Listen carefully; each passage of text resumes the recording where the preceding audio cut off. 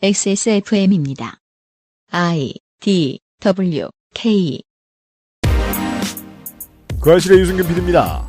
입국과 확진, 확진자 밀접 접촉 등 여러 가지 상황을 통해 우리는 의료진과 공무원들을 만납니다.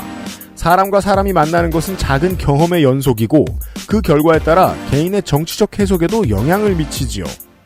다 함께 발맞추어 나아가야 통과할 수 있을까 말까 한 감염병의 시대. 개인의 경험들을 시간 날 때마다 이야기해보고 있는 그것은 알기 싫답니다.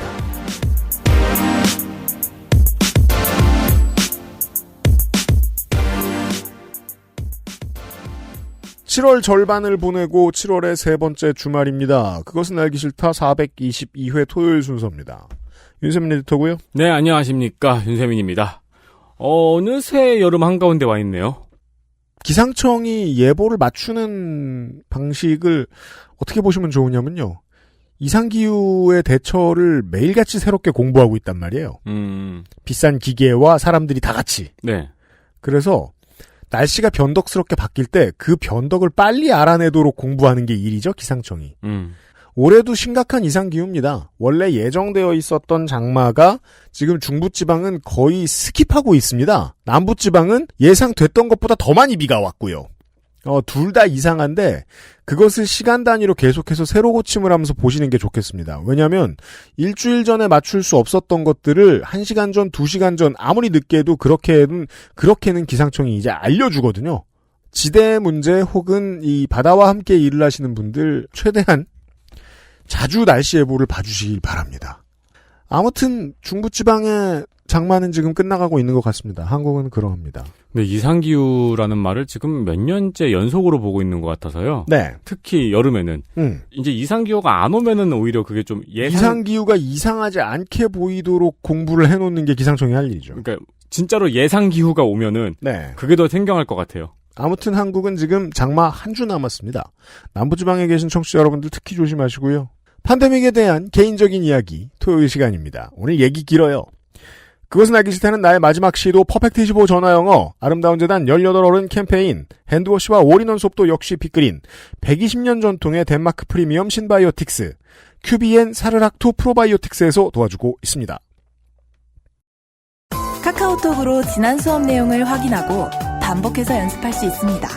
늘어난 실력을 매일 알려주는 전화영어 Perfect 25.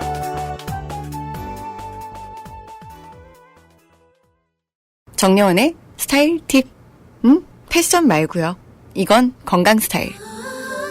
가장 본연의 것에 집중했습니다. 기본에서 답을 찾다. 새로운 건강기능식품. 건강 스타일엔 큐비엔. 본 광고는 건강기능식품 광고입니다. 브랜드는 바뀌었는데 이름 유치하게 짓는 건 똑같네요. 왜요? 괜찮잖아요. 난 별로야. 큐비엔의 신제품입니다. 네. 사르락토 유산균. 읽기도 어렵잖아. 사르락토. 네. 현대인의 필수 건기템. 요새는 거의 다 유산균을 꼽습니다. 네. 땡땡 바이오틱스들. 그렇죠. 요즘 유면상 PD님이 이렇게 넘겨짚는 걸 잘해요. 두피의 모발의 문제는 거의 다 두피의 문제다. 이런 거 있잖아요. 일반화의 왕이 되고 있어요. 건기템 요새는 거의 다 유산균을 꼽는다. 이게 약간 과감한 일반화 아닌가요? 다행히 맞춘 게 프리바이오틱스, 포스트바이오틱스 판매고가 워낙 늘어나고 있기 때문에 큐비엔으로 변모하여 정성껏 만든 새 아이템 유산균 사르락토. 덴마크 비포단사의 균주를 큐비엔의 노하우로 포뮬레이션한 100억 프리미엄 유산균입니다. 그렇대요. 포뮬레이션이 뭐예요? 변신시켰다고요? 말은 그래요. 네. 네. 그냥 수입해온 것 같지만. 네. 그러니까 균주를 가지고 와서 여기서 배양을 시킨 걸 거 아니에요. 그렇죠. 근데 배양을 시키는 게 뭔가 강력한 포켓몬 라이츄 이렇게 진화인지는 모르겠습니다. 네. 락토바실러스, 비피더스, 프리바이오틱스가 모두 함유되어 있습니다. 그렇다고 하고요. 이게 뭔지 잘 모르는 제 입장에서는 그냥 아이템 3종 세트로 맞췄다는 느낌 같네요. 이름에서 유추해볼 수 있듯이 입안에서 사르륵 녹는 식감이 일품입니다. 그래서 이름이 사르락토입니다. 보통 유산균이 캡슐형과 분말형이 있어요? 네. 네.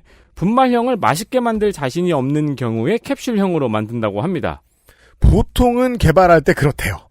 근데 분말형으로 만들었다는 건 자신이 있다는 거죠. 사르륵 녹으면서 차가운 기분을 느끼게 해주면서 맛도 끝내줍니다. 하지만 뭐 그렇다고 설탕이 잔뜩 들어가 있는 건 아니고요. 맛이 있어도 제로 칼로리 그리고 불필요한 요소는 모두 제거한 저스트 1g. 사르락토 유산균 액세스몰에서 현재 판매하고 있습니다. 그렇습니다. 땡땡땡 바이오틱스 물건 많이 구매하시는 여러분들 한 번쯤 관심을 가져보실 만한 신제품이고요.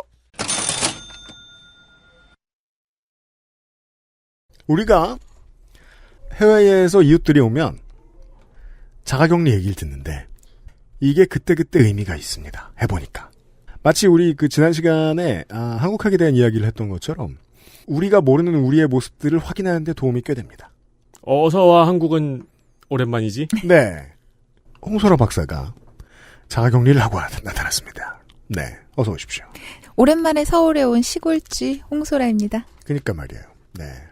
자가격리 이야기만 3번째네요. 네. 근데 이제 또 그 나성인하고 다른 게 자기 동네 이야기 하면은 꼭 시골 아니라는 말을 계속해서 강조를 하는데 아니 내가 언제 시골을 했어. 그냥 사람이 없다. 뭐 이렇게 얘기를 한 거지. 제가 시골이라 그랬어요. 왜냐면은 그 인스타그램으로 강아지 사진을 보면서 풍경을 보는데 너무 부러워요. 네.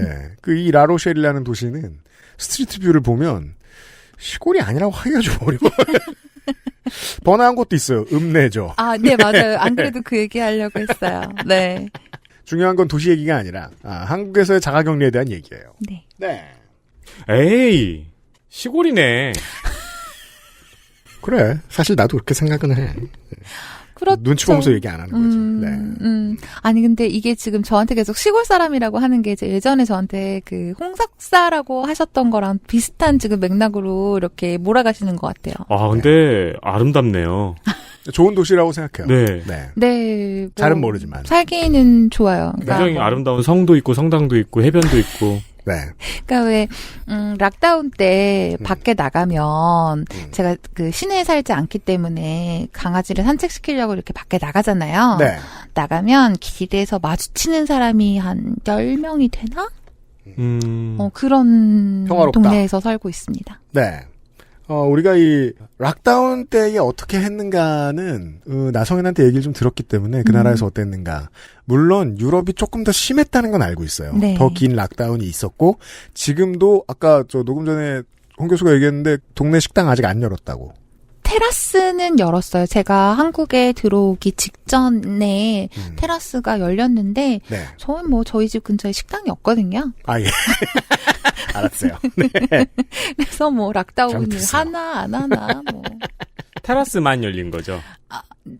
실내는 그랬을 실내는 거예요. 아마 곧 다시 이제 열리게 될 텐데 아마 아직 안 열렸을 거예요. 이게 네. 파리에 살 때는 바로 눈에 보이니까 네. 굳이 기사를 챙겨보지 않아도 식당 문 열었네 이게 보이는데 혹은 뭐 집회를 겁나 하는구나. 네, 예. 그렇죠. 근데 네, 시골로 내려가니까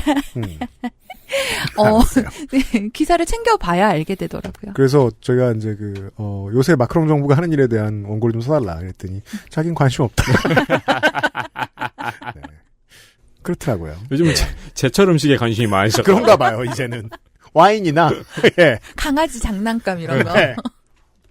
나성인하고 다르게, 홍 박사는 고생을 좀 했습니다. 한국에 들어와서.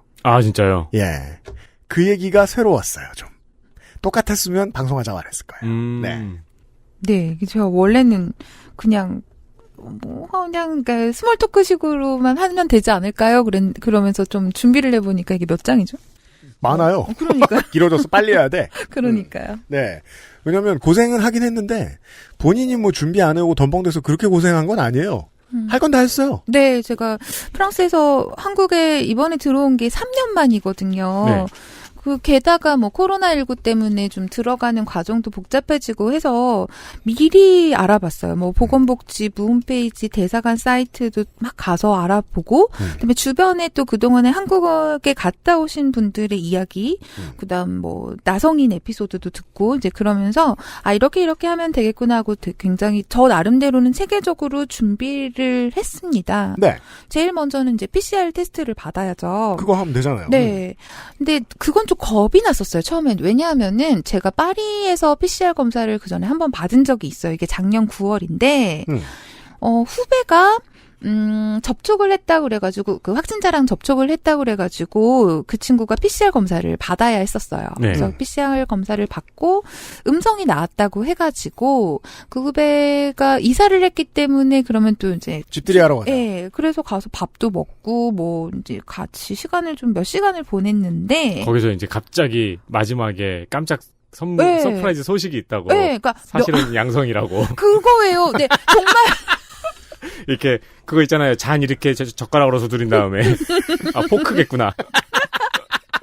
아니, 며칠 후에 그 후배가 후배 PCR 검사한 그 검사소에서 후배한테 연락이 온 거예요. 네.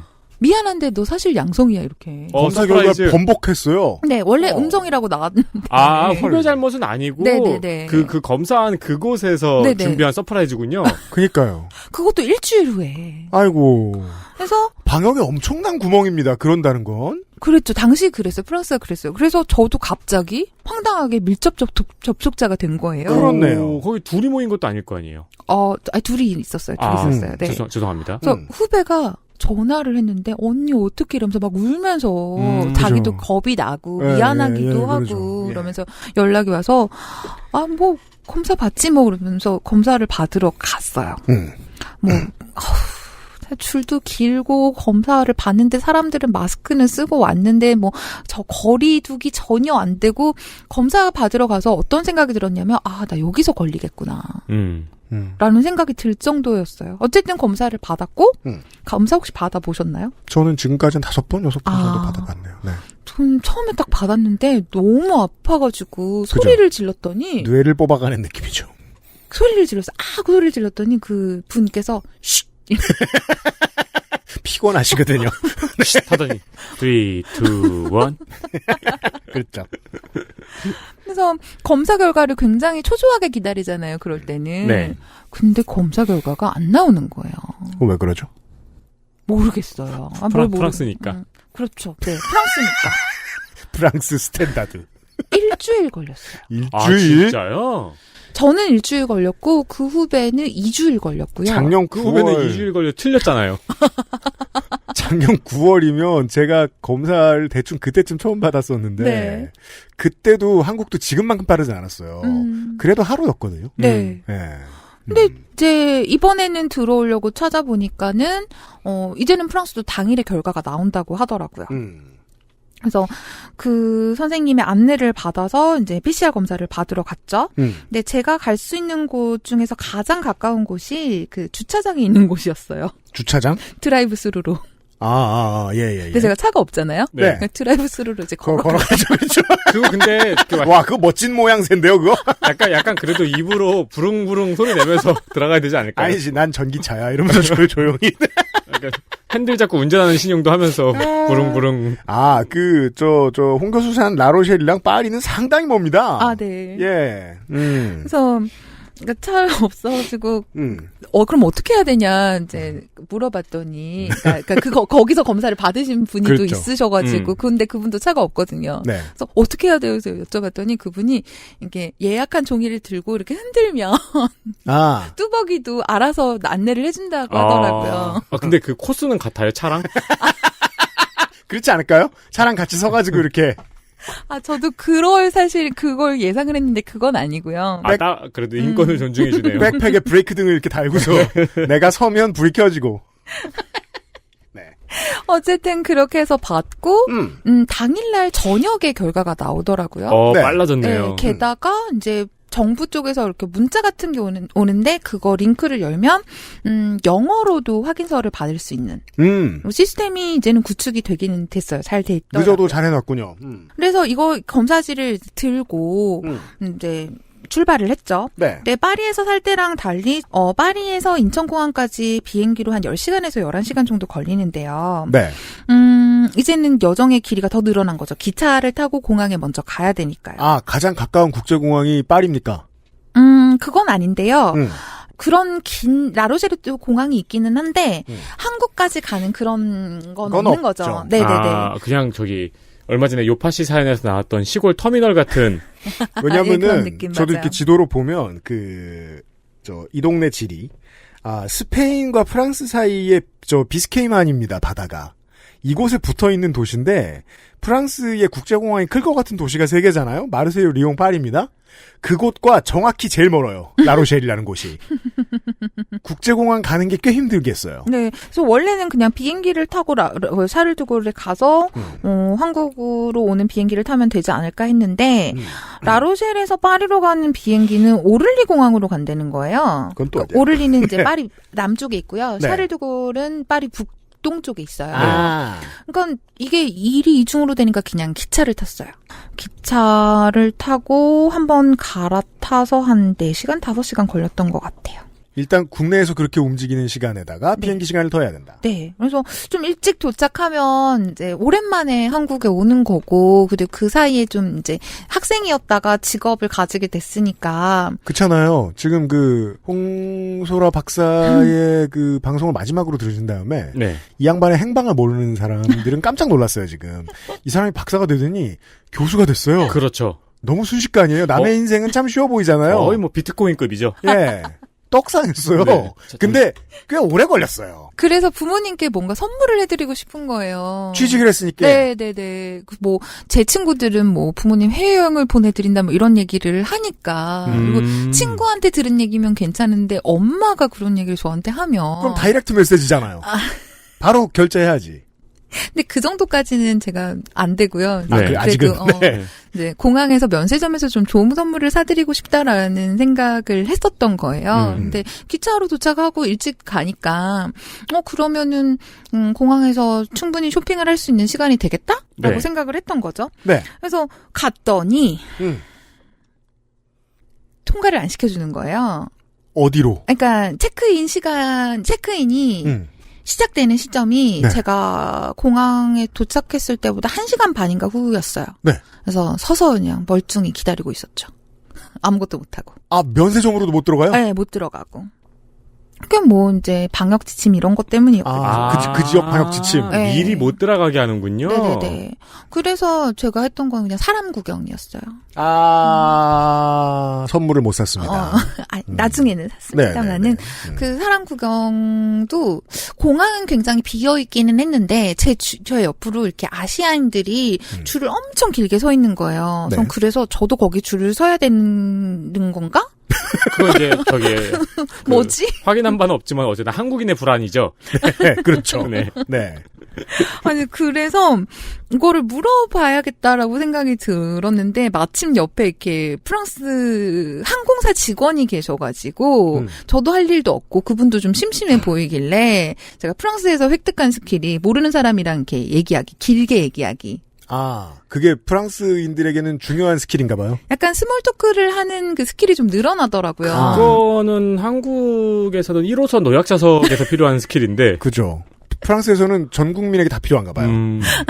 이제 그 스킬을 시전하여 이제 막 이렇게 얘기를 하다가 저 사람들은 뭐냐? 나도 저거 해야 되냐? 이렇게 물어봤더니 너 어디 가니? 한국 간다. 그랬더니 저 사람들은 지금 상하이 가려고 하는 사람들이다 하더라고요. 그러니까 그분의 말씀에 의하면 당시에 그러니까 제가 프랑스에서 한국으로 돌아온 그 시점에 파리에서 중국 상하이로 들어가는 비행기가 일주일에 딱 한 번 뜨는데 네. 그래서 사람들이 많은데 한국에 들어갈 때는 PCR 그 음성 그 결과지만 있으면 되는데 중국에 들어가려면 그거에 플러스해서 공항에서 현장에서 약국에서 키트 있잖아요. 네, 자가검사 키트. 네, 그거를 해서 그것도 음성이 나와야 들어갈 수 있대요. 그래서 약국을 가기 위한 그 줄이 그렇게 길었던 거예요. 네. 스킬이 쓸모가 있군요. 그럼요. 자가검사 키트 살 뻔했네요. 굳이 쓸 곳이 없는 여기서. 예. 근데 진짜 프랑스에서는 그런 스몰 토크 그 스킬이 굉장히 유용해요. 지금도 유용하게 썼음을 확인했습니다. 그 프랑스는 싸대빵의 나라라서. 네. 확인했습니다. 나성인도 백신 맞았을 때 모든 걸 구전으로 해결했다 그랬잖아요. 하여간 서양은 그러니까요. 답답해 죽겠어요. 여튼. 네. 그런데 이제 해주셨던 말씀이, 그럼 음성 테스트 결과지 있냐, 음성으로 나왔냐, 그래서 그렇다고 했더니, 한국에 들어갈 때는 한국 사람들이 그 결과지를 굉장히 깐깐하게 체크를 한다더라. 너 그 테스트지에 그 서명, 도장 박혀 있니? 이렇게 물어보더라고요. 네. 그래서 보니까 없어요. 왜 없어요? 그 QR코드만 있고 그런 서명이나 도장 이런 게 없는 거예요. 근데 한국은 좀 그런 걸 좀 중시하잖아요. 그래서 없는데 참 검사소에서 받은 건 있어. 거기는 또 서명이 있더라고요. 네. 근데 이건 될까? 했더니 괜찮을 것 같아. 이제 그분이 그렇게 얘기를 해주셨어요. 그분은 정체가 뭐예요? 항공사 직원. 네. 근데 실제로 한국에 들어가시는 분들 중에는 그 서명 도장 이런 게 없어서 입국하는데 거절당한 분도 있고 굉장히 힘들었던 분들도 있었다고 해요. 네네. 그 프랑스에서는 필요하다고 생각하지 않은 게 한국에 들어와서 필요해지는. 네, 그런 경우들이 종종 있는 거죠. 어쨌든 저는 있으니까 괜찮겠다 그러고 1시간 반을 기다려서 수화물을 붙이고 보안 검색대를 이제 통과를 했죠. 예. 보안 검색대 통과는 굉장히 쉬워졌어요. 그거는 참 파리의 공항은 매년 갈 때마다 무슨 지침이 계속 달라져가지고 케바케. 싸대빵이라고 하는데요. 네. 그래서 어떻게든 이제 선물도 사고 비행기를 탔습니다. 나성인이 말씀하신 게 맞아요. 비행기가 텅텅 비었어요. 좋은 경험. 네, 최고의 이코노미 경험. 그렇죠. 제가 2011년부터 2018년까지는 매년 한국에 들어왔었거든요. 네. 여름에. 예. 그때 그러니까 기억을 하잖아요. 당시에 비행기 안에 풍경이 어땠는지. 저는 이코노미석을 타죠. 이코노미석에서 절대 창가 자리를 안 앉아요. 왜입니까? 일단은 장거리잖아요. 창가 자리를 앉으면 화장실을 가거나 그럴 때 옆에 사람한테 죄송한데요. 실례하지만 지나갈게요. 이거를 계속 해야 되잖아요. 그게 너무 귀찮기도 하고 해서. 그렇죠. 그리고 10시간 동안 그 창문에서 그 풍경을 본다라는 게 별로 의미가 없어지더라고요. 사실 나중에는. 처음 30분 빼면 구름이잖아요. 그렇죠. 그렇죠. 9시간 반 동안 구름을 보게 됩니다. 그러니까 이제 극장으로 치면은 7번, 8번쯤에서 9시간 동안 구름을 보고 있는데 화장실은 계속 가고 싶은 거죠. 그렇죠. 네. A7번. 네, 그렇죠. 네. 그래서 저는 항상 복도 쪽에 있는 자리에 앉거든요. 네. 장거리는 그게 팁이군요. 네. 네. 그리고 큰 비행기는 창가 쪽에 있는 2개 혹은 3개의 좌석이 붙어 있고 복도가 있고 그다음에 가운데에 이렇게 또 몇 개의 좌석이 있잖아요. 네. 보통 3자리 4자리 있죠. 네, 저는 거기서 꼭 복도 자리를 앉아요. 그러면 왜냐하면은 중간에 계신 분이 나갈 수 있는 루트가 2군데가 있잖아요. 그렇죠. 그래서 조금 덜 방해를 받을 수 있다라는 가능성을 감안을 해서 항상 그 자리에 앉는데. 그러면 아까 말씀하신 스몰 토크가 잘 통했다면은 저쪽 끝에 앉은 사람이랑 교대로 잘 수도 있겠네요. 그래 본 적은 없는데 가능성은 있는 것 같네요. 그래서 이번에도 그렇게 했는데 사실 그쪽 자리가 인기가 있는 자리들은 아니잖아요. 그렇죠. 그러다 보니까 이번에는 앞, 뒤, 옆이 아무도 없는 거예요. 우와. 그래서 처음에는 제 옆자리에도 좀 짐을 조금 놓고 그렇죠. 방종을 해보죠 슬슬. 네, 그 위에 짐 놓는 자리에는 정말 제 짐밖에 없고 그래서 있다가 슬슬 이제 다리가 불편해지잖아요. 좁은 자리에 있으니까. 그래서 옆으로도 앉아봤다가 눕고 싶은데 누우면 좀 그럴 것 같기도 하고 그래서 슬쩍 보니까 사람들이 다 누워 있는 거예요. 다 누워 있죠. 당연하죠. 그거를 비행을 많이 해보신 분이 안 누운 건 되게 신기하네요. 그런 그 전까지 거죠. 그런 경험 해본 적이 없으니까. 그러니까 발을 사람이 앉는 좌석에 놓는다는 게 조금 그랬었어요. 다 누워 있길래 나도 누워야지. 그리고 누워서 왔습니다. 정말 좋더라고요. 그리고 승무원들께서도 너무 친절하신 거예요. 왜냐면 친절해야 될 대상이 적어졌으니까. 네. 그러니까 제가 목이 말라서 처음에 이제 페트병이 몇 개가 있었는데 물을 계속 마시니까 물을 많이 마시나 봐요. 그러시더니 페트병을 5개를 갖다 주신 거예요. 그리고 식사 메뉴도 못 정하고 있으니까, 2개 다 드릴까요? 이러시고. 여유롭다, 곳간이. 네. 좋네요. 저는 그런 친절은 처음 경험해봤어요. 앞으로도 한동안 마지막일 가능성이 커요. 그렇죠. 그렇죠. 그렇게 해서 한국에 도착했어요. 정말 쾌적한 상태로 도착을 했죠. 그래서 공항에서 루트는 나성인께서 설명하신 거랑 크게 다르지 않아요. 가라는 대로 가고 하라는 대로 하면 그냥 돼요. 네. 그리고 입국장을 빠져나왔죠. 입국장을 빠져나오니까 누군가 또 오셔가지고 어디 가세요? 그러니까 제가 지금 부모님이 해남에 계시니까 일단 부모님 댁에 가려고 전라도에 갑니다. 그랬더니 이제 어깨에다 빨간 스티커를 딱 붙여요. 그건 아마 뭐 호남 스티커인가 봐요? 아니 지방 스티커. 아, 수도권과 비수도권 스티커가 있나 봐요. 아, 그러니까 수도권은 그냥 거기서 이렇게 다르게 갈 수 있는데 네. 이제 지방은 모아서 광명역으로 먼저 데리고 가면 거기서 이제 기차를 타고 가는 거예요. 아, 네. 버스 못 탑니다. 그래서 빨간 스티커를 딱 붙여주고 이제 격리 줄이 이렇게 쭉 쳐놓은 벤치에 앉아 있으라 그래요. 이야, 지금 우리는 한국에 있으니까 그걸 아는데, 그걸 분리하는 이유도 어느 정도 이해가 되는 것이, 수도권이 목적지인 사람들은 방역의 입장에서 보면 어느 정도 리스크를 지고 있는 사람들이잖아요. 네. 리스크를 좀 덜 져도 되는 사람들은 따로 안전한 길로 빼주는 의미이기도 하네요, 이게. 그쵸. 그럴 수도 있고, 비율로 따지면은, 그렇게 따지는 게 약간 50-50으로 나눠질 수도 있는 비율일 수도 있고. 그러니까 수도권이 목적지가 아닌 분들이 수도권이 목적지인 분들하고 굳이 섞이는 리스크를 지지 않아도 되잖아요. 네. 그렇죠. 네. 이제 근데 생각해 보니까 저는 여기에서 어쨌든 한국 핸드폰도 없고 여기서 2달 정도를 머물 거니까 유심칩을 빌릴 수가 있거든요. 그걸 빌리면 그렇죠. 이렇게 인터넷도 좀 마음대로 사용할 수 있고 전화도 하고 항상 그래 왔으니까 그걸 해야겠더라고요. 그래서 좀 자리를 여기 좀 여기 있지 않고 좀 갔다 오면 안 될까요? 그랬더니 갔다 오라고 하시더라고요. 근데 여권을 놓고 가래요. 그러니까 혹시라도 도망갈까봐. 네. 그래서 여권을 맡기고 번호표를 받고 이제 유심칩 렌터를 하러 갔어요. 네. 결제를 하려고 하는데 안 되는 거예요. 뭐가 어떤 걸로? 프랑스 카드가 안 되는 거예요. 근데 제가 수중에 한국 돈이 15,000원밖에 없었거든요. 아, 진상. 그래서 뭐지? 근데 제가 갖고 있던 그 한국 카드는 유효 기간이 지났어요. 제가 3년 만에 들어왔다 보니까. 그러면은 밑에 있는 그 ATM 기기를 가서 프랑스 카드에서 돈을 이제 찾아야겠다. 그래서 거기까지 내려갔어요. 네. 프랑스 카드가 안 되는 거예요. 그러니까 저는 이제 기차를 타야 되는데 뭐 유심칩은 이제 뭐 일단 됐고 기차표를 낼 돈이 없네? 돈이 사라졌죠. 차비가 없네요. 15,000원밖에 없는 거예요. 야, 이게 정책이나 계약이 바뀌면서 국제 결제가 되던 카드가 안 될 때도 있거든요. 근데 그때마다 모든 고객한테 다 얘기해주지 않아요. 그런 경험인 것 같아요.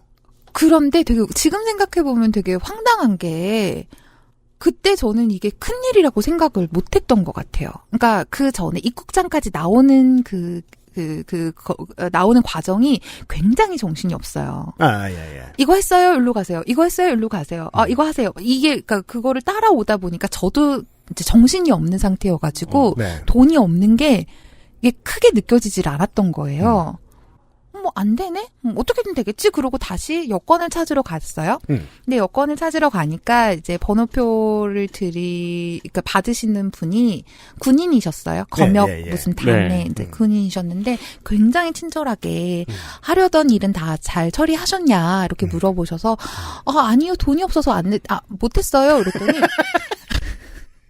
이제 그분이 표정이 심각해지는 거예요. 그리고 되게 그 순간부터 의심스럽지 않나요? 한국에 지금 방금 입국한 사람이 돈이 없어서 아무것도 못했다고 하면은. 그니까요. 게다가 유심칩을 빌리러 간다고 말씀을 드리면서 해외 거주자라고 말씀을 드렸으니까 이분이 저를 굉장히 걱정하는 눈빛으로 쳐다보신 그때 이게 큰일이구나 저도 그때 느낀 거예요. 그래서 어떡하지? 이러고 있는데 그분이 선뜻 제가 돈을 좀 빌려드릴게요라고 말씀을 하셨어요. 네. 얼마나 빌려드리면 될까요? 그래서 이제 막 머릿속으로 계산을 해봤어요. 그렇죠. 내가 얼마가 필요하지? 12억이요. 제 인생에 필요한 돈이. 저는 또 왜 계좌이체가 한국에서는 바로바로 되잖아요. 네. 그 앱만 있으면. 그러면 엄마한테 사실은 연락을 드려서 계좌이체를 해드리면 되는데 저는 그런 걸 사용해보지 않았으니까 프랑스에서. 그건 생각도 못하고 나중에 어떻게 드려야 되지? 계좌번호를 좀 적어주세요. 제가 내려가서 드릴게요. 이렇게 말씀을 드렸던 거예요. 아마 그분 듣기엔 좀 이상했을 것 같아요. 그럴 수도 있고요. 그렇죠. 네. 그러면서 얼마가 필요하세요라고 물어보시는데 저는 이제 머릿속으로 유심칩 렌탈하는데 10몇만 원이 필요하고 기차료비는 얼마나 되지? 한 6만 원 되나? 그럼 20만 원을 빌려달라고 할까? 그래서 20을 꺼냈는데 그분 표정이 안 좋아요. 그래서 왜냐면 막 공중전화로 전화할 돈 정도 생각했던 거 아닐까요? 예. 그래서 일단 20은 안 되는 거구나 생각을 하고 10만 원만 빌려달라고 말씀을 드리고 엄마한테 이제 메시지가 왔어요. 카톡 와이파이는 되니까 공항에서. 그래서 그때 엄마한테 엄마 이런 상황이야라고 말을 했더니 엄마가 굉장히 당황을 하시면서 빨리 계좌번호를 주라고 그렇죠. 계좌 이체를 시켜드리겠다고. 그래서 그렇게 해서 저는 10만 원을 받고 이제 부모님이 그분께 이제 계좌 이체를 해 주신 거예요. 그래서 이제 10만 원이 생겼습니다. 정말 감사한 사람 아닌가요? 그러니까요. 선뜻 먼저 돈을 빌려주겠다고 하는 건 진짜 놀랍네요. 그리고 저의 위기의식을 일깨워 주셨어요. 그리고 이 검역 단계에서 그 공항에서 일을 하고 계시는 군인 여러분들이 무슨 고생을 하시는지 지금 얼핏 확인했어요. 그러니까 이런 바보들이 있을 거 아니에요. 그렇죠. 그리고 돈을 빌렸다 떼가는 사람도 있을 거예요. 그 장교신지 부사관이신지 모르겠지만 월급 얼마 된다고. 그러니까요. 아이고. 근데 정말 감사드려요. 그분은 그러니까 엄마도 감사 문자를 보내셨던 것 같고 저도 나중에 도착해서 감사하다고 이제 그러니까 문자를 보냈는데 다시 방송을 빌어 감사드립니다. 네. 살려주셔서 감사합니다. 10만 원으로 잘 왔습니까? 그래서 10만 원을 가지고 이제 그 다음 루트는 어떻게 되냐면 자 강명역으로 가실 분들 같이 가시죠. 그러고는 군인분 한 분이 또 저희를 인솔을 해서 가요. 가면 셔틀버스를 타러 가거든요. 근데 저는 그 돈이 없고 유심칩 렌탈 못하고 뭐 이런 상황에서 정신이 없어가지고 밥을 못 먹은 상태였는데 저의 앞에 계신 분이 보니까는 모자 관계예요. 그러니까는 엄마랑 아들이 이제 그 버스를 기다리면서 편의점에서 산 김밥을 드시고 계시더라고요. 그때 생각이 났죠. 맞다. 한국에선 기차에서 뭘 못 먹지? 그쵸. 그게 생각이 나니까 갑자기 난 그게 되게 서러웠어. 나는 뭘 살 생각도 못했구나. 원래도 먹을 수 있는데 요즘은 못 먹죠. 더더욱이. 그렇죠. 어쨌든 그 셔틀버스를 타고 광명역으로 이동을 해요. 그래서 광명역으로 이동하면 일반 그런 승객들이랑 섞이지 않고요. 철도 경찰이 계신 곳으로 갑니다. 이제 수도권 지하철 그 승객하고 섞이지 않는 루트를 따로 만들었군요. 그렇죠, 그렇죠. 그러니까 그것도 그렇고 일반 승객들, 그러니까 일반 기차를 타시는 분들이랑 저희는 마주치지 않는 루트가 따로 있어요. 그래요? 그러니까 원래 KTX를 타는 승객들하고는 안 섞일 수 있다. 네, 안 섞여요. 플랫폼 하나를 비웠군요. 플랫폼은 아니고 뭐 루트 하나를 빼놓은 것 같고요. 나중에 기차를 타면 한 칸 자체가 비어 있어요. 네, 우선 그러니까 기차표를 사고 기차를 탈 시간이 되면 이제 그 철도 경찰 한 분이 한 사람을 마크를 해요. 그래서 개인 안내를 해주세요. 그래서 호남선 KTX가 와서 탑승을 해보니 그 칸이 이제 18호 칸이었어요. 제일 끝 칸인데. 기다리는 상황에서도 기차를 타기 전에 기다리는 상황에서도 그 경찰분이 저랑 다른 일반 승객들 사이를 이렇게 막고 계세요. 야, 이것도 독특한 지점에서 추가 인력이 생길 수 있다는 걸 알게 됐습니다. 그렇죠. 그리고 제가 탄 18호 칸이 원래 기차 칸들이 다 연결이 돼 있잖아요. 네, 그렇죠. 근데 18호하고 17호 사이에 테이프가 이렇게 쳐져 있어서 네, 그렇게 해서 격리가 되어 있어요. 근데 그 기차 안에 해외 입국자가 저 하나여가지고 저 혼자 있어요. 또 누워야지. 또 누워야지. 와, 그러면 나 같으면 의자에 안 눕고 통로에 눕겠네요. 그니까. 네. 그리고 뭐 먹을 걸 그럼. 그쵸. 네, 잔뜩 숨 쉬고. 그러니까요. 근데 또 그 다음에 살 사람들 생각해야 되니까. 마스크는 근데 계속 쓰고 있었어요. 그래서 이제 목포로 가서 부모님께서는 이제 목포에 와서 기다리고 계셨거든요. 네. 그래서 부모님을 만나서 해남으로 가서 자가격리를 하면 되는 상황이었어요. 그러니까 바로 자가격리 넘어가면 되는 것 같은데. 이제 그렇죠. 저는 그렇게 생각했죠. 네. 그런데 이제 공항에서 왜 그 자가격리 앱을 깔고 뭐 이렇게 하잖아요. 네. 근데 그때 한국에 연락되는 번호를 달라고 해요. 그래서 저는 한국 번호가 없으니까 엄마 번호를 드렸는데 그 해남군 보건소에서 엄마한테 연락이 간 거예요. 네. 뭐가 문제였어요? 어머님이 받으시면 되잖아. 너는 집에 못 간다. 그래요? 너는 목포에서 내릴 것이 아니라 나주에서 내려야 한다. 왜요? 이해가 안 됐죠. 그러니까 해남군 지자체의 방침이 네. 해외 입국자는 시설 격리를 먼저 해야 되는 거였어요. 자, 여기에서 우리가 모르는 변수가 하나 등장합니다. 지자체가 요렇게 정하면 요렇게 가야 된다. 저는 너무 황당했어요. 아니, 프랑스 오기 전에 제가 여러 루트를 통해서 알아봤었거든요. 네. 보건복지부니, 대사관이니. 그래서, 근데 그런 거는 전혀 찾아볼 수 없었는데, 그럼 내가 해남군청까지도 찾아봤어야 됐던 것인가? 나의 부족함인가? 근데 너무 열이 많더라고요. 저희 부모님께서 이제 게스트하우스를 하고 계시니까. 아, 거기서 그냥 자가격리 하면 되는데. 그게 훨씬 더 사실은 안전한 거잖아요. 네. 그러니까 게스트하우스를 아예 비우셨으니까 제가 온다고 하셔서. 근데 시설을 가래요. 그 해남군의 입장은 그런 거죠. PCR 음성을 받고 왔지만 그동안에 무슨 일이 있었을지도 모르니까 해남에 도착해서 다시 PCR 검사를 받는다. 근데 그 결과가 나올 때까지는 시설에 격리에 있어라. 시설은 뭔가요? 그런데 그 시설의 비용은 네가 부담해라. 인 거죠. 네. 그 시설이요. 나중에 가보니까 이거부터 말씀을 드릴게요. 제가 시설에 갈 준비를 하나도 안 해왔잖아요. 네. 샴푸도 없고, 칫솔은 있는데 치약은 없고, 네. 이런 느낌이었고요. 부모님 댁에 갈 거니까, 부모님 댁에도 제가 쓰던 물건들이 그렇죠. 있잖아요. 정말 화장도 제대로 지울 수가 없고, 이제 그런 상황이 이제 연상이 되니까, 이거 뭐지? 그러면서 제가 했던 거는 내가 놓친 정보가 있나? 그러면서 와이파이 끊어지는 걸 가지고.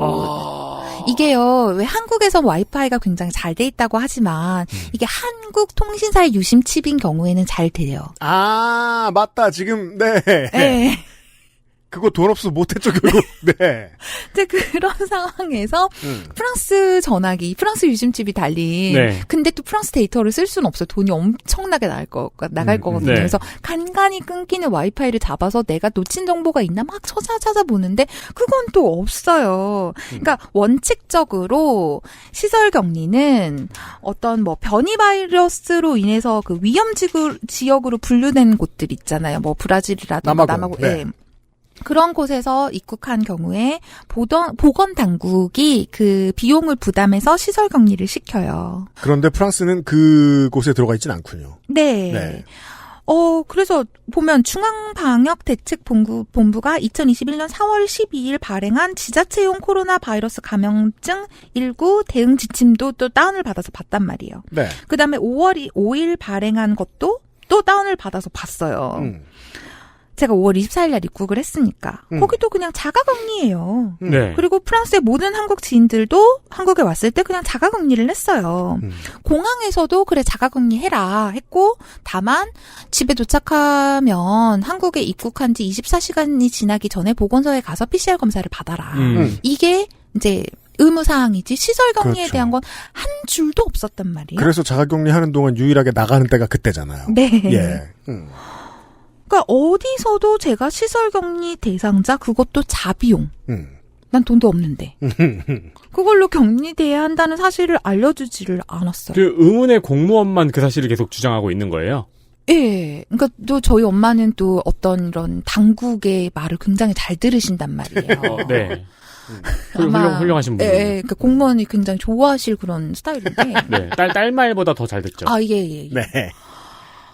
엄마는 좀 시키는 대로 좀 해. 그런데 나는 아니 내가 알아봤는데 그게 아닌데. 그러니까 아마 이제 피로도 쌓이고 스트레스도 받고 이제 그런 상황이니까 아니 시설 격리를 해야 한다면 하겠지만 좀 나를 누군가 좀 설득을 시켜줬으면 좋겠고 이제 그런 마음이었던 것 같아요. 그래서 진상짓을 했죠. 이제 프랑스 전화로 해남군 보건소에 전화를 해가지고 돈을 네, 감수할 돈을 들여서. 정도로 열받은 거였군요. 네, 그랬던 거예요. 국제전화 비용을 감수할 정도로. 네. 그러니까 그렇게 되면 한국에서 프랑스로 갔다가 프랑스에서 다시 그렇죠. 한국으로 전화가 오는 거니까 엄청 비싸거든요. 한국에서 네. 한국으로 VPN으로 전화를 했네요. 그니까 말이야. 2km 거리인데 이게 저 대화가 오는데 1초, 2초 걸렸을 수 있네요. 그러니까요. 그래서 문의를 하고 항의를 했는데도 이제 돌아오는 대답은 시설에 가셔야 합니다. 였어요. 그러니까 해난군 방침 이러니까 어쩔 수 없어요. 이렇게 말씀을 하시더라고요. 야, 지금 이런 미싱 링크는 그 각 지자체에서 실행하고 있는 곳에도 모르는 사람들이 좀 많이 있을 것 같아요. 예. 게다가 또 그 월별로 주별로 그 국가의 정책도 지자체 정책도 달라지다 보니까 네. 이게 연결이 제대로 안 돼 있는 지자체도 있을 수 있다는 걸 지금 확인하고 있어요. 네. 그래서 부모님도 모르셨어가지고 목포까지 나와서 기다리셨잖아요. 기다리셨겠죠. 그래서 부모님은 근데 중간에 빠졌잖아요. 나주로 빠졌잖아요. 네, 그러니까 아무 소득 없이 해남으로 돌아가셨어요. 그러니까 저는 이제 그럼 나주에서 내린 다음에 해남으로 뭐 다른 차를 타고 가셨겠네요. 그러니까 나주에서 내리라고 하니까 네, 그랬죠. 나중엔 무슨 일이 있을지 모르니까요. 그 지침을 그러니까 지키지 않았을 때는 그렇죠. 프리즈 이러면서 경찰들 찾아와가지고 막 형장의 이슬로 고하겠죠. 그쵸. 그 빨간 스티커 붙여 있고 그렇죠. 네. 아직 그거 떼지도 못했는데 네. 관역. 네. 그래서 나주에서 네. 나주에서 내렸더니 딱 보건소 직원이구나라는 게 한눈에 보이는 그 방역복 같은 거 입고 계신 분이 기다리고 계세요. 네. 그분 되게 백화점 가서 주말에 산 거였으면 되게 억울하시겠네요. 방역복. 네. 요새 힙하니까. 마음에 드는 옷으로 산 건데. 하지만 해남군에서 준 거였을 거예요. 네. 다행히. 그래서 해남군 보건소 앰뷸런스가 나주까지 온 거예요. 아, 진짜요? 네. 그러니까 해남군은 해남군의 어떤 루틴이 있었어요. 네. 해남군 나름 열심히 일을 하고 있었던 거군요. 그렇죠. 근데 그러니까, 그게 청해 정책하고 맞지 않았던 거예요. 그러니까 해남이 왜 한참 동안 코로나19 청정지역 막 이랬었잖아요. 아니 뭐 전남의 대부분의 지자체들이 그랬어요. 그래서 그런가 어쨌든 간에 그건 저의 생각이고 근데 보건소 앰뷸런스를 처음 타봤어요. 그렇죠. 시골길이 엄청 이렇게 꾸불꾸불하잖아요. 네. 저의 목적지는 어떤 휴양림에 있는 시설이었어요. 휴양림. 네. 네. 그래서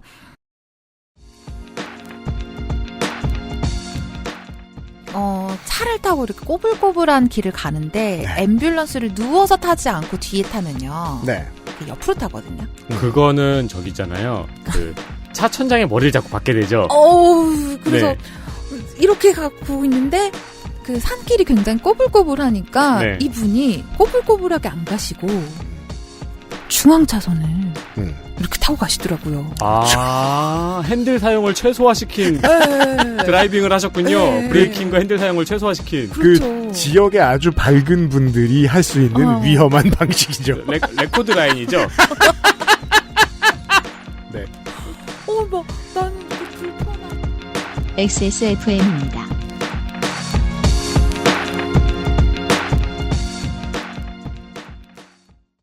투쓰리에서 헤어로스까지 XSFM과 함께한 5년 빅그린이 자연에서 해답을 찾아갑니다. Big Green 건강한 변화의 시작 빅그린 헤어케어 시스템.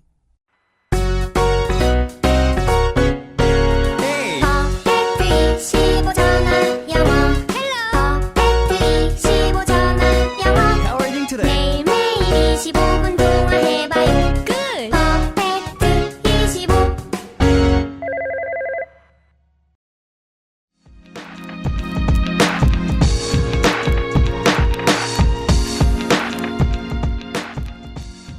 네. 나는 이렇게 불편하고 무섭고 짜증은 나고 게다가 그분한테도 계속 나 왜 내가 거기 가야 되냐 막 이렇게 항의를 하는데 그분 눈엔 전 진상이죠 그냥. 그렇죠. 나는 모른다. 나는 시키는 일을 할 뿐이다라고만 계속 반복을 하셔가지고. 게다가 우리가 그 감염자 수에 대한 자료를 한국에 이 일하면서 앉아 있으면 계속 쳐다보고 있잖아요. 네. 이런 케이스를 많이 만나보셨을 리도 없어요. 네, 그렇죠. 뭐 확진자도 적고, 그렇죠. 특히나 해외에서 들어오는 분들이 여기 오시는 일도 거의 없고, 네, 그렇죠. 예, 상당히 준비 안 된 매뉴얼로 응대했을 수 있어요. 평소엔 그냥 공도 레이싱이나 즐기는 분이셨는데. 그렇죠. 내기하고 막. 이니셜 D처럼. 네. 그래서 항의를 하다가 저도 지쳐가지고 네 알았어요 가요 이렇게 해서 타고 그거를 갔던 거죠. 네. 1시간 좀 넘게 갔어요. 또 그 상태로. 1시간. 네. 제가 지금 지도로 가학산 공원을 보고 있어요. 네.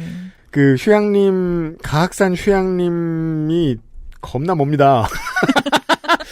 도로는 어딨냐? 지도에 보면 그 도로가 안 나온다. 예. 도착한 곳이 산속의 어떤 오두막이었어요. 네, 휴양림이니까요. 그리고 그 직원분은 저를 거기다가 이렇게 내려놓고 그냥 가셨어요. 역할이 끝났죠. 여기서 기다리면 여기 직원이 올 거다. 네. 한 8시쯤 됐었던 것 같아요. 제가 도착한 게.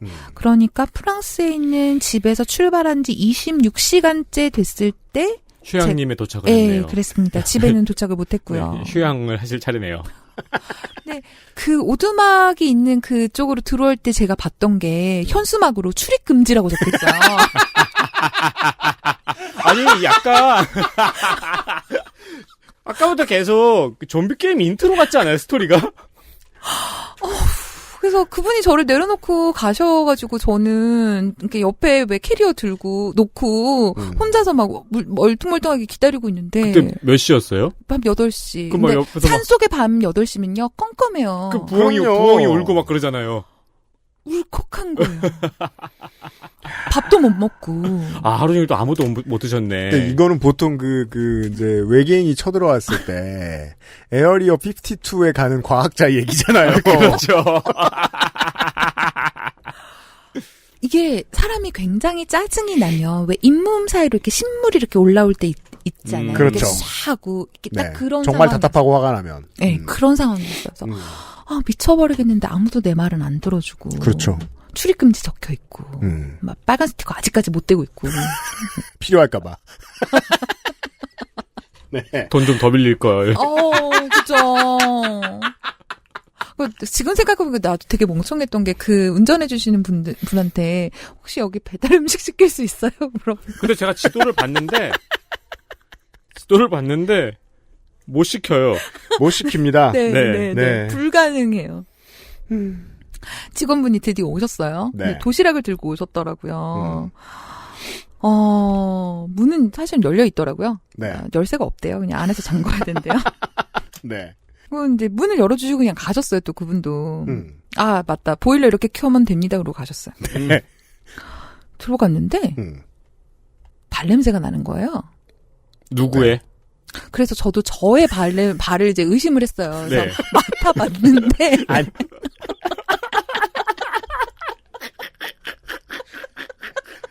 이거는 또 형사물인 게 발냄새가 났는데 내 발이 아니면 시체가 있다는 거 그렇죠. 그때부터 약간 쿠엔틴 타란티노 영화 같은 거잖아요. 맡아봤는데 내 발냄새가 아닌 거예요. 네. 미쳐버리. 그러니까 근데 말이 안 나오는 상황이지만 어떡해요. 제가 여기를 빠져나갈 수 있는 방법은 없잖아요. 네. 그럼 발냄새를 일단은 제거를 해야겠죠? 물티슈가 있었어요. 네. 제가 갖고 있던. 아이템을 하나하나 씁니다. 네. 점점 게임처럼 되고 있어요. 인벤을 뒤져보니까 물티슈가 있었어요. 네. 그래서 물티슈로 바닥을 이제 닦아요. 바닥 닦고, 그런 청소를 하다 보면 더러운 게 더 눈에 보이잖아요. 그렇죠. 그렇죠. 일단은 시설이 굉장히 노후화되어 있더라고요. 벽이랑 벽 사이 이렇게 틈이 있고, 화장실에는 곰팡이가 이렇게 펴져 있고. 한동안 사람들이 안 쓰던 시설이라고 예측할 수도 있어요. 그러니까 이 시설이 사실은 군에서도 굉장히 노후가 돼서 철거를 하려고 했는데, 마침 코로나19가 터지면서 여기를 이제 격리시설로 쓰고 있는 거더라고요. 근데 진짜 격리는 대박 확실하게 돼요. 근데 이게 전남의 기록을 아니까 이거 예측할 수 있는 건데 네. 여기 격리돼 본 사람들도 몇 없을 거예요. 어쨌든 계획에 없던 곳에서 계획에 없던 청소를 하고 이제 도시락을 먹어야죠. 배가 너무 고프니까. 이제 드디어 끼니가 왔네요. 네. 근데 그 와중에 밥이 너무 맛있는 거예요. 그렇죠. 굶었으니까. 우와. 특히 그 반찬 중에 그 들깨 소스 있잖아요. 네. 그 들깨가 뿌려진 죽순이 있는데 예술인 거예요. 와, 그런 건 수도권 지방에서는 흔히 먹어보기 힘든. 그래서 막 먹으면서 혼자서 내 말을 들어줄 사람도 없는데 네. 먹으면서 이렇게 전라도 오, 막 이러면서 밥을 먹었어요. 전라도 그 들깨로 나물 무친 네네네, 그거요? 그런 그거 거요. 맛있죠? 네, 김치도 너무 맛있고, 그 전까지는 막 짜증을 내고 막 그랬다가 기분이 좀 좋아졌어요. 사람이 되게 네. 단순해가지고. 주로 온 사람이 많이 짜증이 나 있기 때문에 준비한 소스인가 보네요. 그게 그 뒤에서 공무원이 어떤 일을 했는지가 하나하나 보입니다. 밥을 준비할 땐 또 신경을 쓴 거죠. 그렇죠. 네. 스트레스를 완화시켜주고 저 집이 맛있다던데 해가지고 추천받은 집으로. 최대한 발냄새를 잊게 해줄. 네.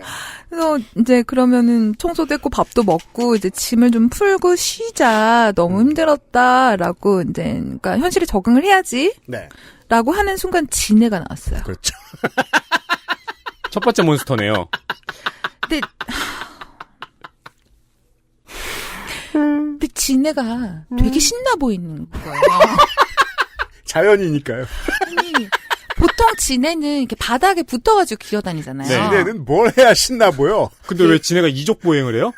아니, 이족은 아닌데, 그러니까 그 몸에 바늘 이렇게 딱 들고. 와, 진짜 코브라처럼? 네, 들고 막 기어오는 거예요. 허리가 안 좋은가? 계속 누워 지내면 허리가 안 좋아지거든. 허리가 좋은 거 아니에요? 그 정도면? 그런가? 들고 저쪽으로 오는 거예요. 그리고 제 필라테스 캐리어. 하는 진행가? 그러니까 척추 기립근이 대단한 거잖아요. 그러니까 말이야. 근데 온몸이 척추 기립근 아니야, 걔는? 그 제 짐들 쪽으로 막 와요. 근데 제가 사실 벌레 공포증이 있어요. 이걸 물어봅시다. 파리에서. 네. 반지하에 겁나 오래 살았잖아요. 반지 아니고. 네. 거기는 한국식으로 3층인데 굉장히 오래된 집이었죠. 아무튼. 네. 한 벌레 하는. 아니요. 벌레는 없었어요. 경험치를 못 쌓았네. 네. 파리에 살면서. 네, 그렇죠. 파리가 한 벌레 한다고 들었는데. 그렇긴 한데. 예. 그러니까 저희 집에 제가 파리에 살던데 한국식 1층에 식당이 있었거든요. 네. 아마 벌레나 쥐나 그런 거는 그쪽으로 다 갔을 거예요. 그래서 아마 저희 집에 없었을 거예요. 원래 1층에 식당을 하면 네. 1층에서 해결해 주십니다. 그러니까요. 그러니까 제가 그때 저희 밑에 층에 사는 그러니까 한국식 2층에 사시는 분, 그 이웃분의 얘기를 들었는데 그 집에는 벌레가 많이 나온대요. 근데 거기까지 이제 이렇게 거기서 다 숙식을 해결하고 했던 거죠. 3층까지는 안 왔어요. 야, 저긴 못 살아 가지 마 이래가지고. 그럼 그게 맞습니다. 그래서 한동안 못 보던 벌레를 만났어요. 네. 그래서 벌레 공포증이 어떻게 오냐면 저는 숨을 못 쉬거든요. 근데 아주 작은 벌레는 괜찮아요. 근데 뭐 지네라던가 뭐 좀 큰 아이들을 보면 그러니까 그 순간 사고가 마비가 돼요. 지네가 좀 컸나 보네요. 지네는 막 되게 크진 않았는데 네. 지네는 쉽게 볼 수 있는 그런 벌레가 아니잖아요. 그렇죠. 그러다 보니까 이제 무서웠죠. 네. 그래도 숨은 쉴 수 있었어요. 게다가 지금 허리를 세우고 오고 있잖아요. 그러니까요. 네, 이게 약간 안아주려고 뛰어오는 것처럼. 이건 뭐야? 이건 뭐야? 이러고 보려고 하는 것처럼 이렇게 세우고 막 오는데. 그래서 막 이렇게 소리를 지르면서 막 도망 다니면서 누군가 나를 구하러 오지 않을까. 역시 구하러 오지 않죠. 누가 구하러 격리시설이거든요. 그렇죠. 격리시설이니까요. 그래서 엄마한테 이제 보이스톡 거기 와이파이 되니까 보이스톡을 해가지고 엄마 지내 나오는데 어떻게 해야 되냐 했더니 엄마가 죽이래요. 그렇죠. 살충제를 뿌렸어요. 네. 아유 튼튼하셔. 그렇죠. 끄떡도 없으셔. 네. 그래서 일단 지네 위에 종이를 던지고 그 위에를 이렇게 신발로 이렇게 때렸어요. 네. 레벨 1 해결책을 찾아냈어요. 그리고 이제 종이를 이렇게 해갖고 그 위에 지네를 담아서 그렇죠. 변기 이렇게 버리고 네. 물을 내리고 그다음에 물티슈로 이물질은 정리를 했어요. 네. 돌아버리는 줄 알았어요. 다시 그렇죠. 배가 고프죠. 근데 문제는 이제 집을 나서서 26시간이 지났다는 건데. 이제 26시간 더 지났죠. 이제 밥도 먹고 어쩌고 했으니까. 너무 피곤하잖아요. 자야겠다. 불을 끄고 누웠어요. 너무 피곤하면 또 잠이 바로 안 오잖아요. 그렇죠. 그렇죠.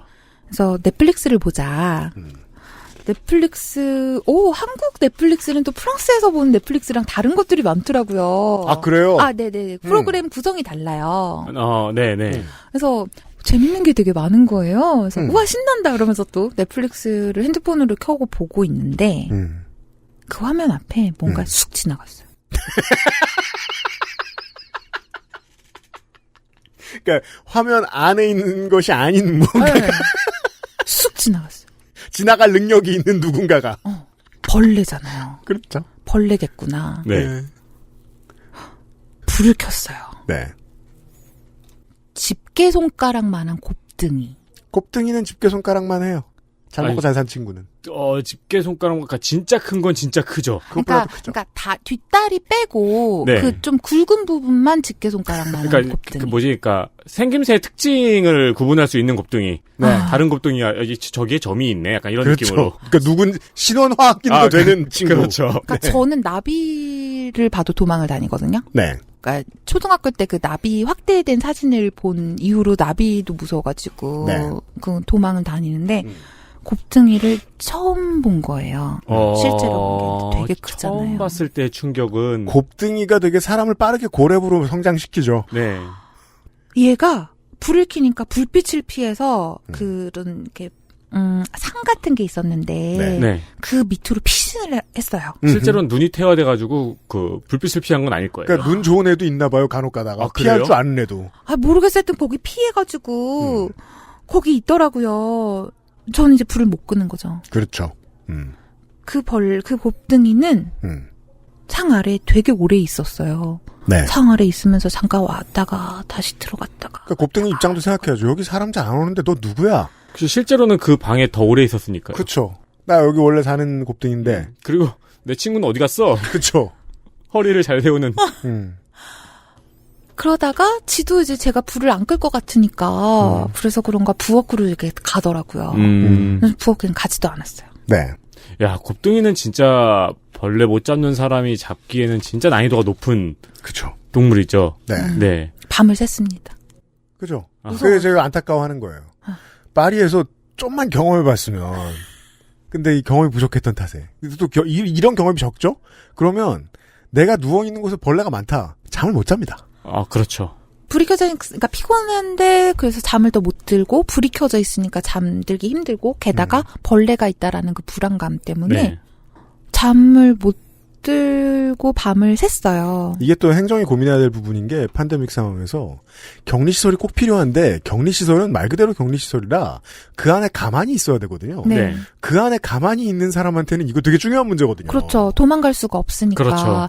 그럼 뭐 예를 들어서 폐쇄공포증이 있는 사람한테는 조금 다른 환경이 필요할 것이고 저같이 뭐 벌레 공포증이 있는 사람이라던가 그런 사람들한테는 이런 환경 너무 힘들고 미래를 생각하면 아주 생각해 봐야 될 문제예요. 그렇죠. 그리고 또 음식도 골라 먹을 수 있는 게 아니잖아요. 저야 뭐 다행히 음식 알러지는 없지만 음식 알러지가 있는 사람이라면 그러면 갑자기 시설에 들어갔을 때 이 사람을 그럼 굶겨요? 그건 아니잖아요. 그렇죠. 이게 되게 중요한 게 인류의 큰 적과 2년째 지금 인류가 맞서 싸우는 중이잖아요. 이게 적이 너무 대단하기 때문에 매뉴얼의 디테일이 되게 중요해집니다. 이게 이제 한 1년쯤 지나니까 이런 고민을 할 때가 됐다는 생각이 들어요. 여튼 밤을 샜어요. 그죠. 이렇게 홍수랑 밥을 엄청 맛있게 먹었는데 네. 누구나 그렇지 않을 수도 있잖아요. 그렇죠. 거의 이제 뭐 30시간 정도 깨어 계신 거네요. 30시간 넘겼죠. 아예 밤을 꼴딱 샜으니까. 네. 한 새벽 4시 반이 되니까 닭들이 막 울어요. 아까 보니까 닭이 있기도 쉽지 않은 곳이던데. 근데 닭들이 그냥 꼬끼요 이렇게 우는 게 아니라 꽥꽥 막 비명을 질러서 옆에서 뭘 하나? 좀 바깥에서 좀 자유롭게 사는 네. 조금 터프한 닭들은 네. 샤우팅을 어마어마하게 하더라고요. 저도 몇 번 못 들어봤는데. 네. 맞아요. 무서워서 비슷하죠? 네. 네. 근데 이제 밖에가 밝아지니까 좀 안심이 되더라고요. 네. 그리고 이제 마침 아침밥이 왔어요. 네. 밥을 먹고 잠이 들었죠. 네. 오전 11시가 되니까 PCR 검사를 하러 오셨어요. 이제 보건소에서 직원이 또 오신 거예요. 네. 이게 검사 결과가 음성이 나오면 저는 집으로 갈 수 있으니까 이게 빨리 나오는 게 좋잖아요. 그럼요. 그래서 언제 나오냐고 여쭤봤어요. 당연히 당일에 나올 줄 알았어요. 왜냐하면 프랑스도 당일에 나왔으니까. 프랑스마저 그런데. 그러니까요. 근데 뭐 한국은 뭐 굉장히 빨리 나온다는 얘기를 들었었기 때문에 네. 그래도 오늘은 갈 수 있겠지. 오늘은 집에서 쉴 수 있겠지. 머리를 감을 수 있겠지. 뭐 벌레 없는 곳에서 잘 수 있겠지. 뭐 이런 그런 행복 회로를 돌렸던 거예요. 일단 프랑스에서 지금까지 한숨도 안 자고 있는 거네요. 우리가 그러니까 지금 비행기에선 잤죠. 누락했는데 다행히 우연치 않게 면세점에서 클렌징 오일을 사서 화장은 지웠어요. 맞아요. 그 운 겁나 좋은 거죠, 그것도. 그러니까요. 예. 여튼 근데 다음 날 나온다니. 그러니까 다음날 아침 검사 결과가 그 다음날 아침 8시 정도에 나온다는 거예요. 그러면 나는 여기서 하룻밤을 더 자야 되는 거잖아요. 곱동이랑 같이. 그러니까요. 곱동이 답답하죠. 그래서 황당해서 항의를 했더니 싫어하셨어요. 싫어하셨어요. 항의에 대한 답변이 그러니까 이런 게 어딨어요. 내가 싫다. 싫군요. 그런 건 아니고. 이런 그러니까 항의를 듣는 것. 이런 상황이고 제가 여기서 버티는 것이 너무 힘든데 혹시 검사 결과가 좀 더 빠르게 나올 수 있는 방법은 없냐.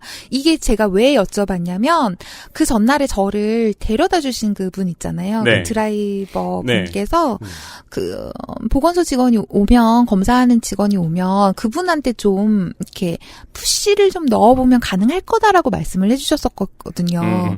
그래서 해봤지만 뭐 CR도 안 먹혔어요. 굉장히 그러니까 짜증을 그러니까 짜증을 내지는 않으시는데 왜 보통 민원을 제기하는 사람들을 이렇게 진상이라고 부르는 그런 거라고 할까요? 네. 그러니까 이분이 나를 진상으로 보고 계시는구나라는 게 느껴져서 마지막에는 제가 진상을 부리려고 하는 게 아니라 이런 상황이라서 꼭 빨리 나갔으면 좋겠습니다. 그래서 여쭤본 거예요. 그랬더니 이제 굉장히 차분하게 그래도 안 돼요라고 말씀하셨고요. 이 시점쯤에 네.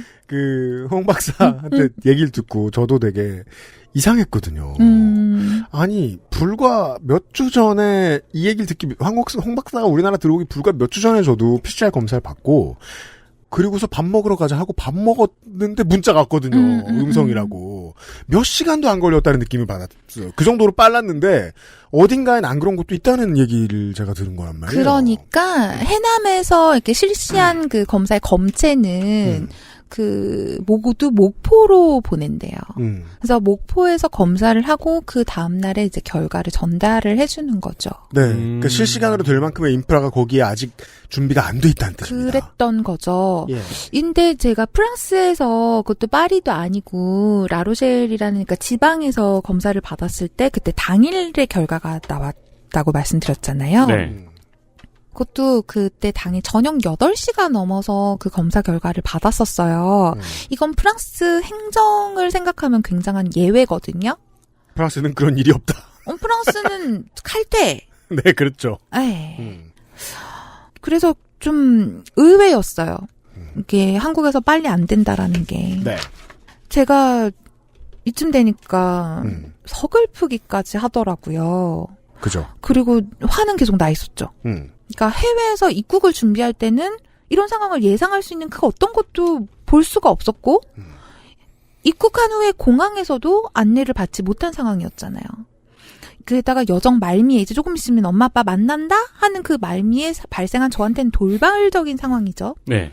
이것 때문에 기존의 계획이 모두 엉켜버렸어요. 그러니까 사실 그 입국한 그 다음 날에 프랑스 매체하고 온라인으로 인터뷰를 하기로 돼 있었거든요. 네. 근데 이 시설 와이파이가 안정적이지가 않아서 아마 세게 터지지 않았다면 뭐 줌으로 하셨을 텐데 줌은 네네. 힘들죠. 그리고 환경도 저의 상태도 좀 정상이 아니었기 때문에 불가능해서 그걸 미뤄야 했고 그걸 미룸으로 인해서 저의 일정이 처음부터 이렇게 꼬인 거예요. 그리고 숙소가 청결하지도 않고 벌레도 나오는데 이거를 내가 돈을 내야 되고 그러니까 시설 격리를 지자체에서 자체적으로 결정했다면 거기에 맞는 인프라가 있어야 되는 거 아닌가? 근데 하여튼 게다가 민원을 제기했을 때 이걸 들어주는 대상도 없었어요. 왜냐하면 이 담당 공무원이 배정이 되는데요. 네. 이게 PCR 검사 결과가 나온 후에 배정을 해준다고 하더라고요. 그게 일변 합리적인데 네. 이런 상황을 감안하지 않았을 때만 합리적이죠. 그러니까 저는 그 사이에 그러니까 그 1339 자가격리 앱에 보면 심리상담 요청하기 이런 것도 있어요. 네. 그거를 하면 그 담당 공무원이 연락을 해준다고 그랬거든요. 아, 근데 담당 공무원이 없네요. 없어요. 그래서 그게 비더라고요. 그 기간 동안이. 그리고 만약에 이 지자체에서 시설 격리를 꼭 해야 된다는 걸 제가 미리 알았다면 저는 안 갔을 거예요, 해남에. 그렇죠. 그렇죠. 미리 알려줬다면 네. 다른 선택을 했겠죠. 그랬을 거예요. 아, 뭐 서울에서 자가격리를 하고 내려갔다든가. 그랬을 수도 있죠. 그렇죠. 예. 그러면 저한테도 선택의 여지는 좀 남겨줬어야 되는 게 아닌가라는 생각이 좀 들었었어요. 이게 물론 홍 박사는 정신을 잃고 호적되고 있었는데 그 얘기를 듣는데 저는 흥미로웠어요. 아, 이런 경우가 있구나.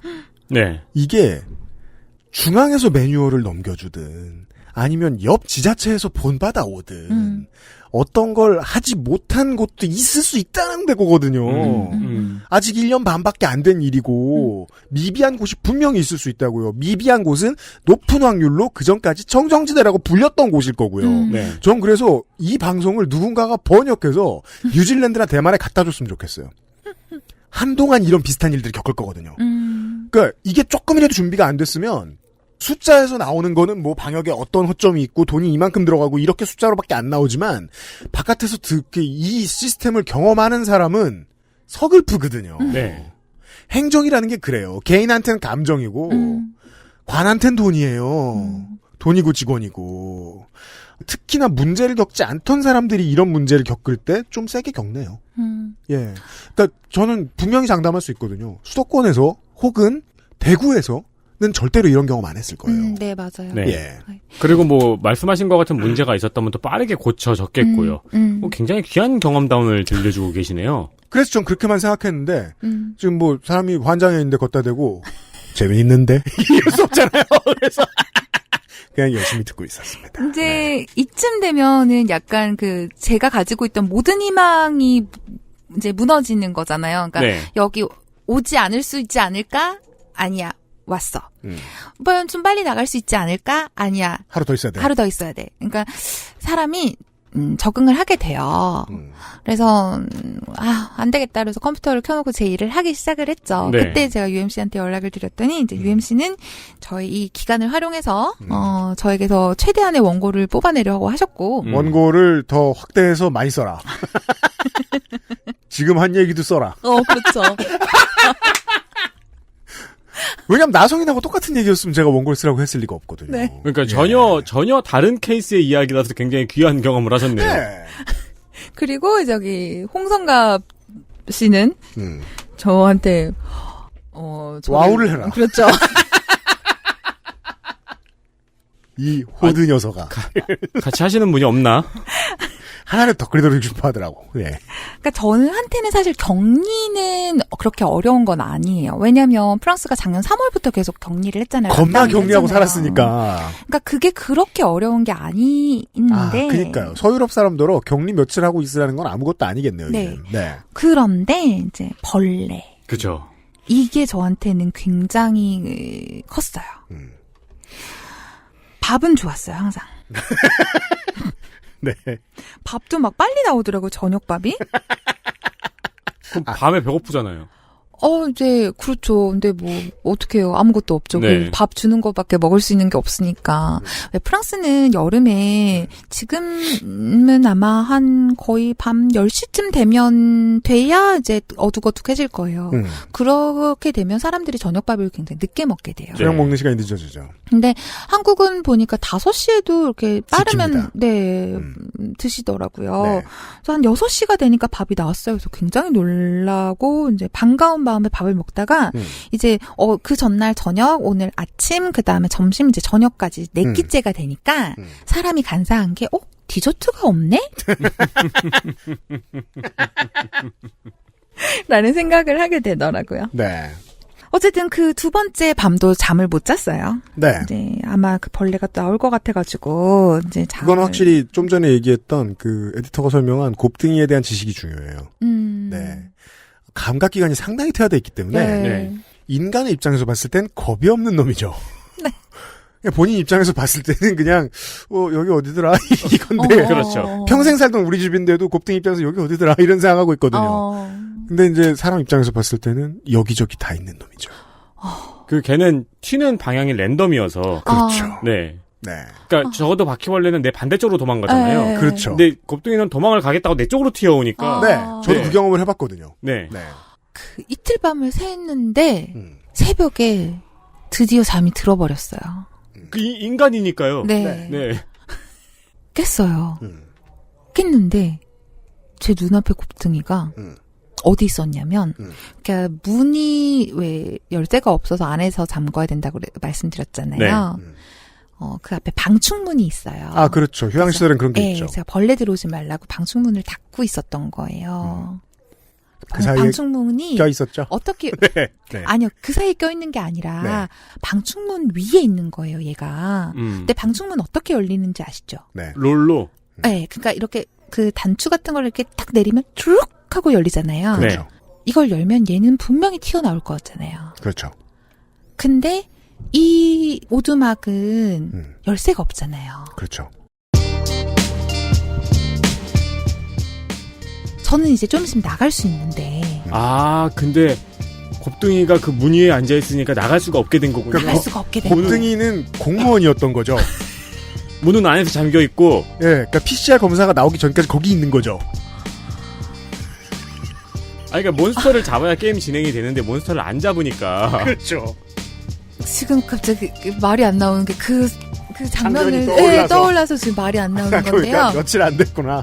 네. 그러니까 나는 내가 할 수 있는 일이 하나도 없는 거예요. 그렇죠. XSFM입니다.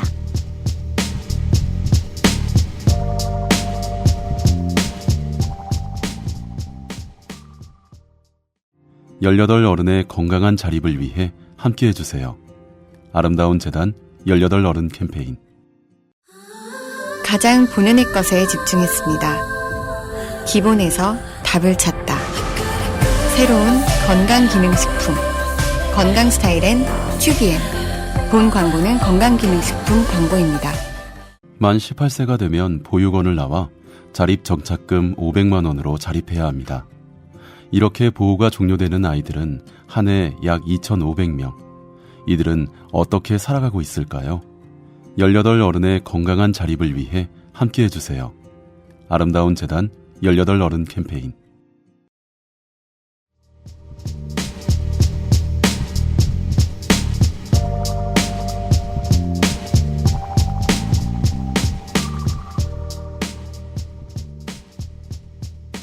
누가 날 도와줄 수도 없고 이게 열쇠도 없대는데 네. 그럼 뭐 벌레 하나 때문에 밖에서 문을 부수겠어요? 그렇진 않을 거잖아요. 사실 마음은 그래줬으면 좋겠는데. 그렇죠. 그렇죠. 그래서 제가 한 게 뭐였냐면 일단 그 이불을 들어서 이렇게 이렇게 벽을 쳤어요. 그렇죠. 일단 수비를 해야죠. 네. 네. 그러고는 방충문을 어떻게 열어볼까 막 고민을 하기 시작을 했는데 다행히 어떤 분이 아침밥을 가지고 오신 거예요. 네. 아침밥입니다. 그러고 가시려고 그러는 거예요. 네. 그래서 정말 저기요 살려주세요 이렇게 불렀어요. 저기요 도와주세요 이렇게 불렀던가 하여튼 제 머릿속에서는 살려주세요였어요. 네. 아마 도와주세요 뭐 그랬겠죠. 네. 그래서 그러니까 막 그때는 아마 제대로 설명도 못했을 거예요. 막 방충문에 벌레가 어쩌고 뭐 그랬겠죠. 그랬더니 이분이 그러면 아니다 그 전에 맞아요. 그 방충문에 있던 그 곱등이를 보고 내가 할 수 있는 걸 하자. 쟤를 건드리지 말자. 그렇죠. 그래서 짐을 챙겨야지 그러고는 캐리어를 살짝 건드렸는데 네. 캐리어 안에서 다른 애가 나왔어요. 아, 그렇죠. 둘째 딸이죠. 네. 아, 다른 곱등이가요? 네. 와, 이거 그 들으시는 분들 중에서 지금 소름 여러 번 끼쳐가지고 끄신 분들도 계시겠네요. 지금 등골이 오싹하네요. 와, 그 알실에서 버그코어 이야기가 나오다니. 그러니까요. 딱 여니까 캐리어 아니, 에이, 왓츠업 이러면서. 그렇죠.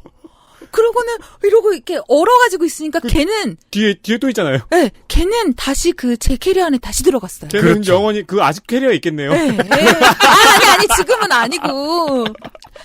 아니고. 근데 그 상황에서 이제 어떤 분이 아침밥 드세요 그러고 오신 거예요. 시설 직원이. 네, 그래서 그분을 애절하게 불렀어요. 도와주세요. 네, 그렇죠. 어떻게 할 수가 없어요. 네, 지금이야 이렇게 얘기하지만 그때는 막 소리를 지르면서 그렇죠. 막 울기 직전에 그런 상황에서 그랬더니 문을 열라고 하시는 거예요. 그렇죠. 그걸 못한다고 너가 도와달라고 한 거라고. 그치. 또 문을 열 수가 없어요. 그랬더니 창문을 열어달라고 하셨어요. 그래서 창문을 열었어요. 근데 창문 바로 밑에 제 캐리어가 있었기 때문에 어떻게 열었어요. 네. 그랬더니 이제 살충제를 달라고 하시더라고요. 네. 굉장히 익숙하게. 근데 살충제도 소용이 없다라고 말씀을 드렸더니 괜찮대요. 일단 주라고 하세요. 네. 마치 히어로처럼. 그렇죠. 전문가가 달라붙여야죠 그래서 살충제를 막 뿌리니까 얘가 죽지는 않는데 딴 데로 가더라고요. 네, 그렇죠. 저는 이제 이불로 만든 이렇게 가림막 이렇게 찔고 네. 얘가 나한테 오면 안 되니까 이러고 있고 그래서 걔가 어쨌든 딴 데로 갔어요. 그래서 그분이 이제 문은 여실 수 있죠? 그래서 문을 열었어요. 그래서 그분이 들어오셔서 그 곱등이를 처치를 하시고 가시려는데 아니요 저기 캐리어에도 하나 더 있어. 이게. 그래서 캐리어에서도 꺼내서 죽여주셨어요. 캐리어에 안에 들어간 곱등이는 난이도가 진짜 높을 텐데. 아니 근데 얘는 이렇게 건드리니까 다시 나왔. 그래요? 네. 그러니까 저한테는 두 번째 의인이죠. 그렇죠. 첫 번째 의인은 저에게 돈 10만 빌려주신 원을, 군인. 두 번째 의인은 그 벌레를 잡아주신 그 분. 이게 하우스홀드 버그. 이 집안에 사는 해충에 대한 물론 뭐 곱등이는 해충으로 분류하지 않는 전문가들이 많이 있습니다만 그건 전문가 입장이고 네. 그 집에 사는 해충을 다루는 것은 저는 수영할 줄 아는 능력이랑 똑같다고 생각해요. 충분히 경험하지 않으면 그냥 던져놓으면 죽을 수도 있는 거예요, 사람이. 저는 그거는 수영할 줄 아는 능력과 좀 다르게 보는 게 타고난 것 같아요, 그냥. 그래요? 네, 그런 인간과 못 그런 인간이 타고나서 그렇게 살다가 죽는 것 같아요. 근데 제가 어렸을 때 제 기억에 잠자리 이렇게 잡고 놀고 했던 기억이 나거든요. 어릴 때는 그랬죠. 네. 근데 지금은 못해요. 그러니까 못하는 사람은 평생을 못하고 그렇게 살더라고요. 여튼 두 분의 의인을 만나서 그렇죠. 목숨을 건지고 그렇죠. 네. 정말 무한하고 신실한 감사의 마음을 전합니다. 드디어 보건소에서 시설격리 해제해도 된다. 그러면서 자가격리 전에 보건소에 들려서 서류에 사인하고 물품을 받아가라고 하셨어요. 그래서 부모님이 데리러 오셨고요. 근데 알고 보니까 이제 저희 엄마 굉장히 힘들어하셨더라고요. 그러니까 딸이 걱정스럽죠. 막 네. 힘들어하는 거를 저는 엄마한테 내가 이런 상황이다 이러고 그 전달하는 과정에서 지금도 지금 벌레 생각하면서 막 몸서리치면서 말씀을 드리잖아요. 네. 그때 더 했을 테니까 엄마가 제 감정을 되게 생생하게 전달을 받으셨던 것 같아요. 그 곱등이와의 싸움 모든 게 이제 부모님께 계속 중계가 되었군요. 그러니까 저한테는 그러니까 엄마한테 막 얘기를 하면서 그냥 그러니까 나 이런 상황이야 이런 거였는데 제가 철이 없었던 것 같아요. 제가 예전에 들었던 바에 의하면 부모님이 사시는 대기 해남군에서 네. 서해 쪽이 아니고 남해 쪽이죠. 대흥사 쪽이에요. 그건 뭐예요? 대흥사는 잘 몰라. 그 두륜산의 대흥사라는 굉장히 역사적인 이제 절이 두륜산은 있는데요. 네, 남해에 붙어 있습니다. 해남. 예, 그러니까 바다요, 바다. 남해 바다. 네.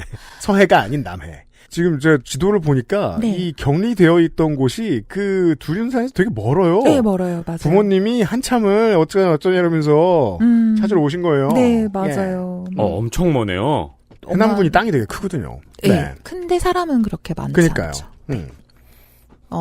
보건소 가서 물품 받고 서류 사인하고 그러고 이제 부모님 댁에 왔어요. 네. 너무 좋은 거예요. 그렇죠. 네. 너무 좋은 거예요. 게스트하우스 하시니까 벌레도 없고. 네네네. 저희 엄마 약간, 이런 얘기하면 좀 그런가? 엄마 약간 결벽증까지는 아닌데, 네. 그러니까 누군가 그렇게까지 청결함을 신경 쓰지 않는 사람이 보기에는 그렇게 보일 만큼 굉장히 이제 깨끗한 것을 좋아하시고, 또 그렇게 집을 관리를 하세요. 네. 그러다 보니까, 좋긴 좋았죠. 게다가 뭐 정원도 있으니까. 그리고 일단 집이잖아요. 아, 그럼요. 네네네.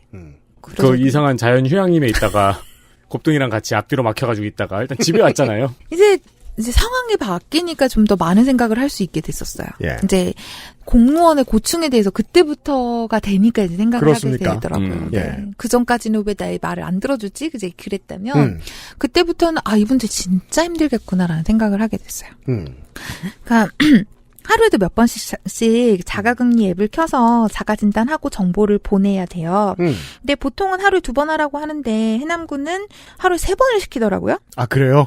네네네. 그래서 이거까지 얘기를 해야 되나?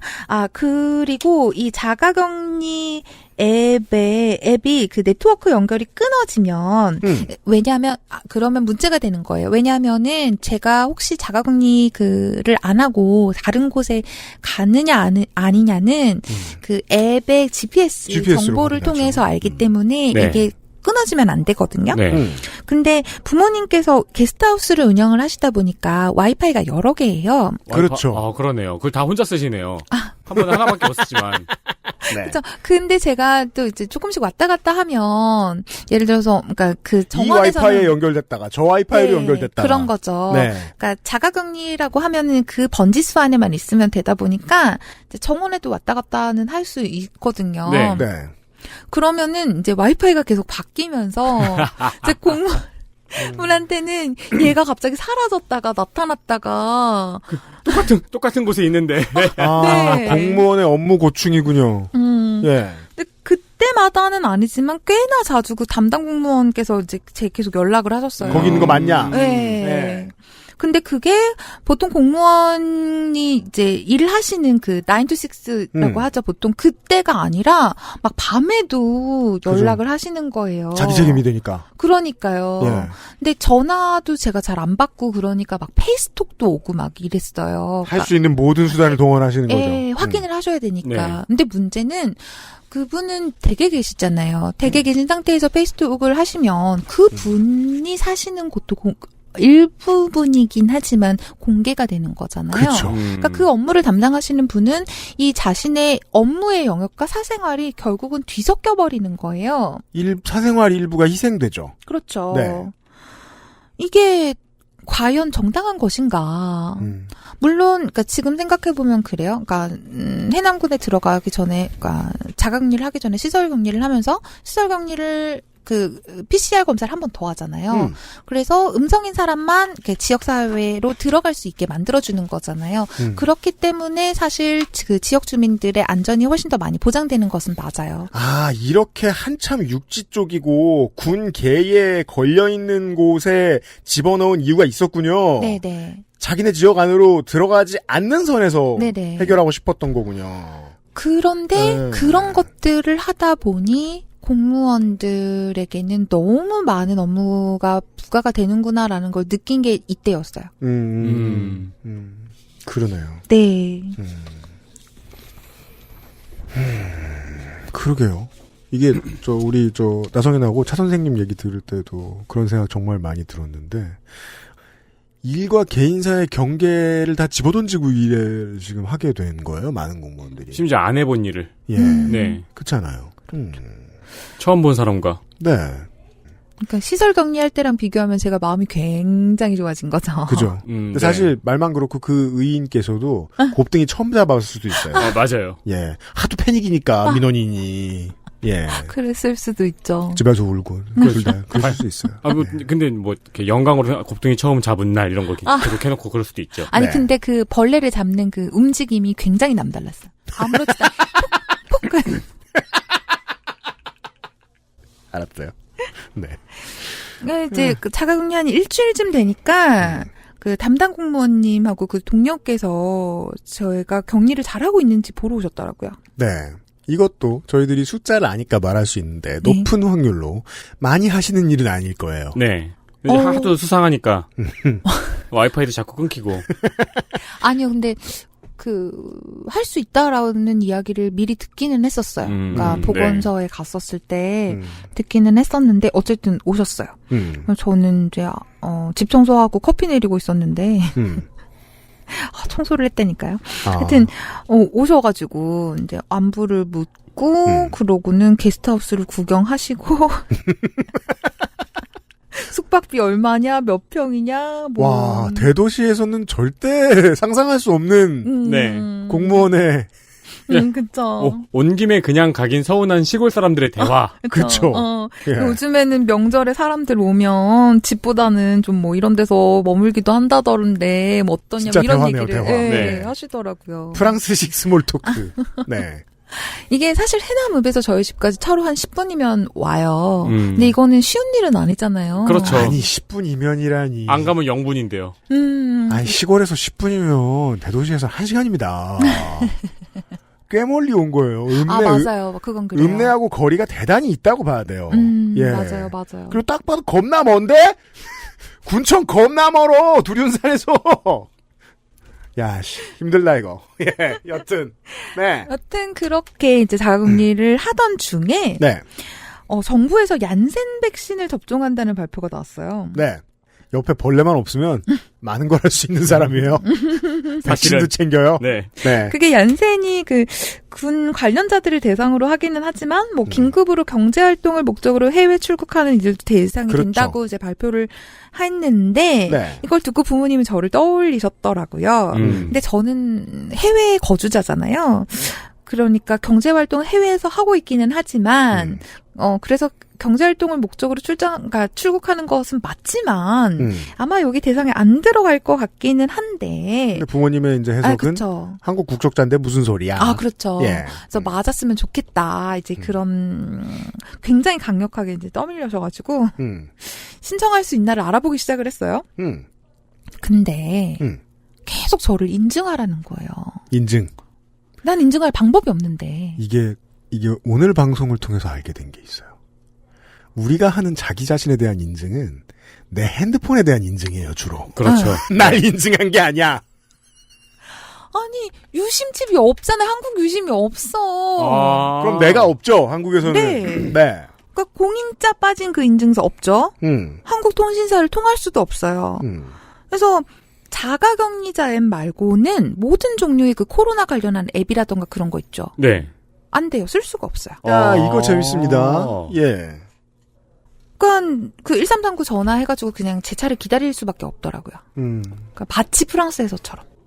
프랑스는 보통 그런 식입니까? 그러니까 예, 프랑스는 무슨 공기관 일단 전화해도 받지도 않지만 무슨 그 통신사에도 전화를 하면 대기 시간이 굉장히 길어서요. 스피커폰을 딱 켜놓고 설거지를 막 하고 청소를 하면 좋아요. 좋아요. 네, 알았어요. 그럼 좋아요. 네. 근데 문제는 뭐냐면 프랑스는 모든 사람이 그렇잖아요. 모든 사람이 전화통을 붙들고 자기 차례를 기다리잖아요. 네네. 한국은 그렇지 않잖아요. 그렇죠. 한국은 전화통을 붙들고 있는 사람들은 누굴까요? 어르신. 그렇죠. 네. 어르신들도 요즘에는 꽤나 잘 하시니까. 백신 같은 건 그리고 자식들이 다 했죠. 그러니까요. 그래서 이게 한국을 떠난 지 10년째가 되니까 실제적으로 저는 한국 사회 안으로 그러니까 아예 자리를 다시 잡지 않는 이상은 한국 사회 구성원이 되기가 되게 어렵구나. 이렇게 잠깐 들어와서는 안 되겠구나라는 생각이 들었어요. 나 이렇게 뒤처지는구나. 자녀 백신 경쟁은 좀 그런 인상을 줄 수 있었겠네요. 스스로에게. 그리고 좀 비슷한 맥락에서 제가 출장차 온 거지만 이제 친구들을 꼭 만나고 싶은 친구들은 있어서 좀 무리를 해서 약속을 잡으려고 보니까 그럼 보통 친구들을 만나면 뭐 먹거나 마시러 가잖아요. 네. 근데 제가 좋아하는 한국 음식은 제가 프랑스로 가기 전에 그러니까 한국을 떠나기 전에 좋아하던 음식들인 거예요. 그러다 보니까 한참 유행해서 뒤처진 그 옛날 메뉴더라고요. 그게 이제 저도 홍소라 박사하고 대화하다가 느낀 건데 네. 이거는 옛날에 제가 그냥 그 비즈니스를 하는 사람들에게서 그냥 듣긴 들었던 말이었는데 실제로 처음 체감해 본 거예요. 한국은 업계가 트렌드를 정해서 음식을 먹인다 사람들에게. 근데 아주 오랜 세월 동안 홍 박사는 그런 경험을 안 하고 살았잖아요. 네. 그리고 와보니까 다른 문화인 거예요. 그러니까 이건 예전에 왔을 때도 느꼈던 것이긴 한데 예전 1년에 한 번씩 왔으니까 좀 덜 느꼈다면 이번에 확 이렇게 온 거죠. 그러니까 예를 들어서 뭔가 제가 좋아하고 기억하는 음식들이 있잖아요. 이걸 먹으러 식당에 가면 그 식당은 예전에 생겼던 것들이라서 다들 인테리어도 낡고 손님들도 일단 나이대도 더 많고 그래서 약간 세계 바랜 느낌이랄까요? 네, 네. 네. 제 추억 속에는 제 기억 속에는 굉장히 생생한 색감인데 현실로 보는 그 풍경은 굉장히 색이 발해 있는 거기서 오는 생경함. 네. 햇빛을 3년 보면 누렇게 뜨죠. 인테리어란. 네. 과거에 갇힌 기분이 들더라고요. 그러니까 예를 들면 떡볶이. 그러니까 저는 아직도 떡볶이 하면 그냥 시장 떡볶이 아니면은 뭐 옛날에 학교 앞에 포장마차에서 먹었던 깻잎 이렇게 올려준 좀 달달하고 매콤한 떡볶이 아니면 종로의 김떡순 이런 거 있잖아요. 김밥, 떡볶이, 순대 이런 세트 이런 거를 생각을 하는데 요즘에 한국 사람들은 엽떡 로제 떡볶이 뭐 이런 얘기를 하더라고요. 떡볶이의 진화는 팬데믹하고도 영향이 크죠. 아 그런가요? 조그만 떡볶이를 배달시키면은 마진이 남질 않으니까 떡볶이 자체가 거대화 고급화된 거죠. 맞아요. 네. 그러면서 로제를 얹어요. 네, 거기다가 이제 곱창을 얹고요. 막창을 추가하고요. 얼마나 맛있는지요. 그래서 UMC가 저한테 그런 얘기를 하셨어요. 그 하와이안 연어덮밥을 말씀하셨어요. 그런 걸 나불대고 있는 저는 진짜 한국 사람이었던 거죠. 포케 2번 먹어봤는데 최근에. 그게 끝인데 여튼. 파리도 한참 그게 유행이긴 했었어요. 네. 자, 이제 격리 해제 전날입니다. 전날에 이렇게 보건소에서 오세요. 그래서 PCR 검사를 하고, 그러니까 시료 채취를 하고 가세요. 아예 와서 해주고 갑니까? 네네, 와서 하시더라고요. 야, 그것도 특이하네요. 관리하는 인원이 넓고 적으니까, 네, 그 나름의 노하우가, 왜냐면 더 넓은 데서 사람이 우르르 몰려오면 그게 더 위험할 수 있잖아요. 그렇죠. 그리고 이제 해남군 같은 경우는 아마 평균 연령이 꽤 높을 거예요. 다른 지자체보다. 이게 도시랑 다르군요. 네. 그렇군요. 각기 다른 고민이 필요한 지점도 있군요. 그럼요. 예. 이번 검사는 진짜 힘들었어요. 좀 더 깊이 넣으셨나 봐. 굉장히 사정없이 이렇게 넣어서 이렇게 찌르고 돌리시고 그러신. 테스트 후에 이게 계속 기침이 나니까 갑자기 겁이 나는 거죠. 이게 할 때마다 이거 저 검사 받아야 되겠네 하고 전날까지만 해도 아무 생각 없다가 1시간 전부터 긴장이 되기 시작하는 거예요. 그게 그제서야 기억이 나는 거예요. 사람이 보면 바보 같은지. 아이고 이번엔 좀만 넣었으면 좋겠는데 이렇게 생각하다가 귀로 나오면 어떡하지? 그러니까 말이에요. 네, 막 걱정을 하니까 엄마가 네가 만약에 양성이었으면 너 벌써 잡으러 왔을 거다. 걱정하지 말아라. 그러시더라고요. 네. 어쨌든 그 다음날 이제 해제 날이 됐고요. 네. 자가격리는 정오가 되면 풀립니다. 정오가 되면 풀려서 막 가만히 못 있고만 이제 그러다가 결국 자가격리 해제가 돼서 바로 읍내 나갔죠. 네. 읍내 나가서 나를 인증하려. 은행에 가서 인증서 업무를 하려고 하는데 네. 모바일 뱅킹에서 막혔어요. 그렇죠. 되게 생각보다 이 소소한 얘기에서 여러 가지 사회의 단편을 만날 수 있습니다. 그러니까 옛날에는 왜 공인인증서가 있을 때는 은행에서 막 이렇게 인증서 발급도 해주고 막 이랬었잖아요. 네. 저는 그때 사람인 거예요. 그러니까. 근데 은행에 가서 여쭤보니까 모바일로 해야 된다는 거예요. 이제 사실상 오프라인 발급은 불가능한 때가 온 것 같아요. 네. 얘기 들어보니까 저도. 그래서 저는 다시 한 번 더 이제 내가 낸 데를 할 수 없는. 그러니까 그 모바일이 없으니까 은행에서 인증을 못 받고, 네. 은행에서 인증을 못 받으니까 모바일 폰을 못 만들고, 또 모바일 뱅킹도 못 하고, 뱅킹도 못 하고, 네. 나를 찾는 여행이네요. 그렇죠. 그래서 모르겠다 그냥 다 때려치자 인증 안 할란다 이제 그러고. 네. 그러네요. 지금 이게 철학사조예요. 존재는 유심부터 네, 그러네요. 시작해야 증명할 수 있어요. 나를 증명하는 건 민증이 아니네요. 예, 네. 유심이에요. 돌아올 때 이제 꼬북칩을 사가지고. 그렇죠. 집에 돌아와서 꼬북칩 콘스프 맛을 드디어 먹으며. 네. 그리고 그거 나온 지 몇 년 안 된 걸로 알고 있어요. 그러니까 그 명성은 들었는데. 그렇죠. 과자를 먹어야죠. 네, 먹어보질 못했으니 원래는 초코추러스 맛을 먹어보고 싶었는데. 초코추러스가 핫한 거고. 아. 네. 그래서. 초코추러스는 잘 없죠. 전 못 봤어요. 네. 그래서 요즘 과자 안 먹어서 몰라요. 여튼. 네. 되게 맛있는 거예요. 아, 그래요? 네, 저희 부모님도 좋아하시더라고요. 네. 밀가루를 멀리하게 돼요. 여튼. 그래서 네. 이렇게 자가격리의 종지부를 찍었습니다. 그 다음. 근데 네. 앞부분의 역경에 비해서 뒷부분이 너무 행복해가 좀 서운하네요. 그래요? 아직 그 역경이 끝나지 않았어요. 네. 그래요? 자가격리는 끝이 났는데 제가 이게 운이 좋다고 해야죠. 이제 얀센 그 잔여 백신을 맞았어요. 6월 10일 날. 네. 그 다음날에 서울에서 일정이 있어서 일정을 바꿀 수는 없어서 7시간을 운전을 해서 해남에서 서울까지 올라왔어요. 백신 맞고 운전하는 거는 비추인데요. 그러게요. 그러니까 저는 저를 너무 과신했었던 것 같아요. 어지러울 수 있어서. 그거는 없었고요. 그러니까 당일날은 정말 아무렇지도 않았고 저희 부모님은 두 분 다 아스트라제네카 백신을 맞으셔서 타이레놀을 미리 엄마가 준비를 해 주셨었거든요. 그래서 4시간에 하나씩 먹으면서 왔어요. 그리고 또 어르신들은 네. 특별히 부작용이 없는 편이기 때문에 또. 저희 엄마는 조금 그러셨어요. 그래요? 네. 그래서 잘 이렇게 챙겨주셨는데, 그 당일은 문제가 없었는데, 그 다음날부터 제가 다리를 못 움직였거든요. 근육통인지 무엇인지, 다리가 하체가 안 움직일 때는 원인을 처음 찾기가 되게 힘들어요. 네. 그래서 물리치료를 아직도 받고 있죠. 네. 한국에 왔으니 병원을 열심히 다녀야죠. 근데 덕분에 이제 제 척추가 휘고 척추 4번과 5번 사이가 좁아졌고 골반이 뒤틀렸다는 사실을 알게 됐는데 이건 사실 뭐 궁금할 것도 없이 공부노동자의 인생이죠. 그렇죠. 예. 근데 이제 이건 나중에 알게 됐어요. 알게 됐는데 얀센 백신을 맞으신 분들 중에서 저랑 좀 비슷한 증상을 보이는 분들이 좀 있으시긴 한가 봐요. 이거는 저희 엄마 피셜이에요. 그래요. 저는 네. 독특한 부작용으로 식욕이 폭발했다는 그래요? 얘기가 있더라고요. 그래서, 네, 사람들이 이제 그래요? 궁금해하는 건 과연 그게 부작용이냐? 동호회에서 네. 아니 원래 식탐이 많은 거냐? 그런 기사도 있더라고요. 식욕 그렇습니까? 폭발. 예.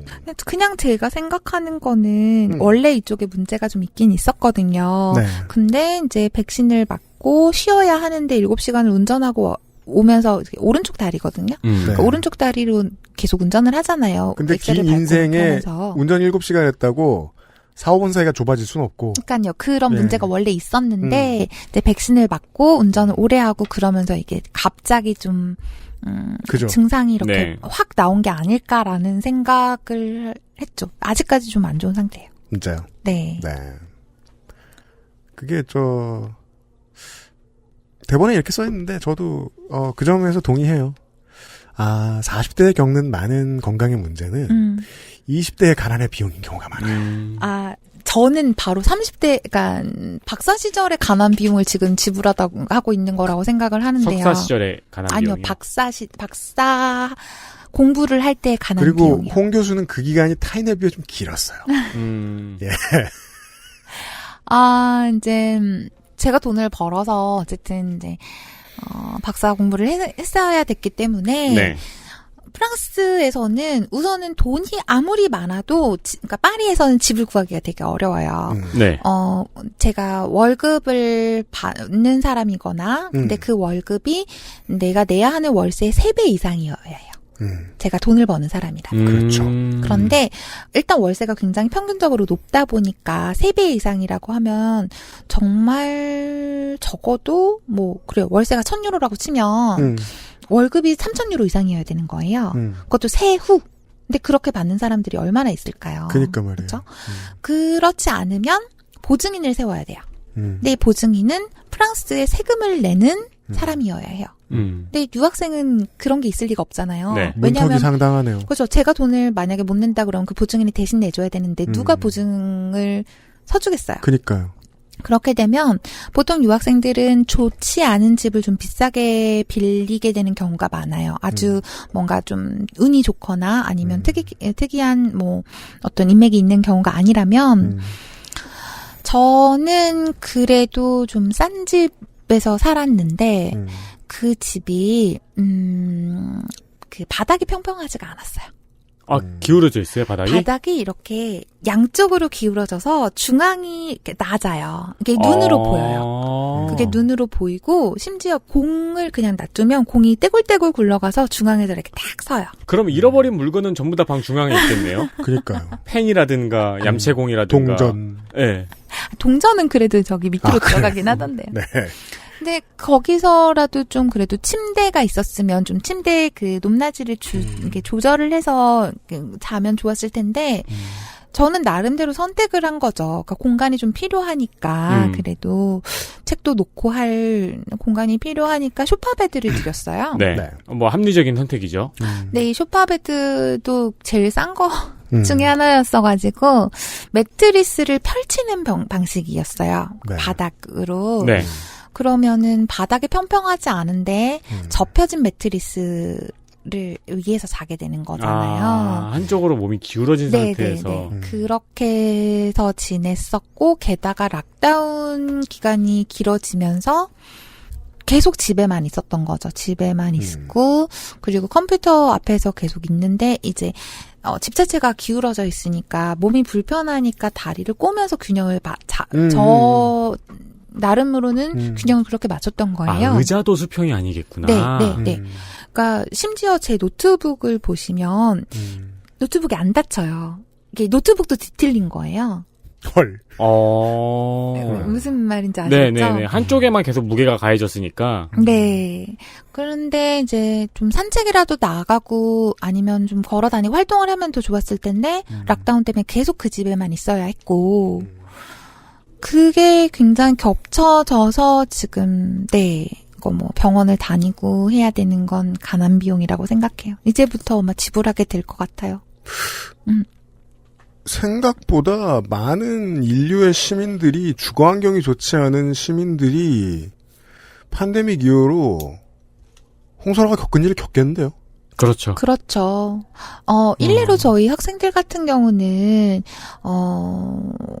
그런 인터넷 환경은 어떻게든지 간에 학교에서 좀 지원을 해줬어요. 뭐 노트북을 빌려준다던가 아니면은 내 데이터를 사용할 수 있게 해준다던가 그런데 그 온라인 강의를 들을 공간이 없는 친구들이 있어요.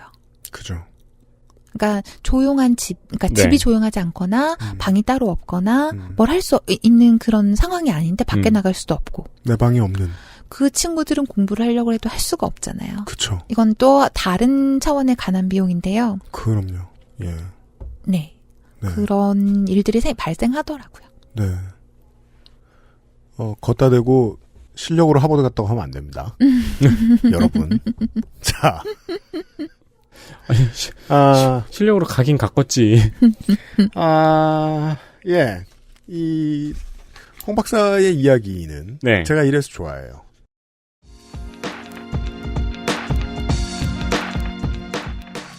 다 지혜 얘기거든요. 그렇죠.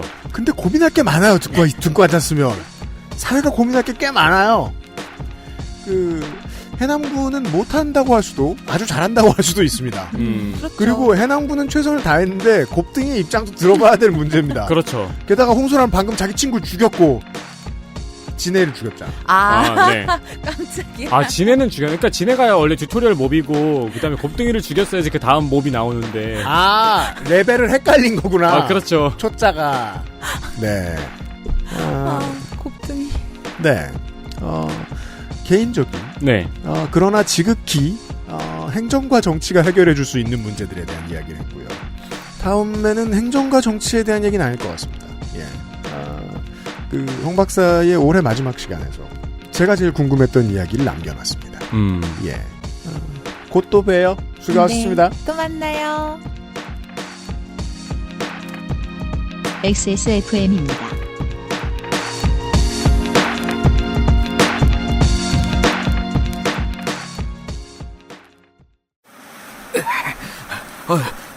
이봐.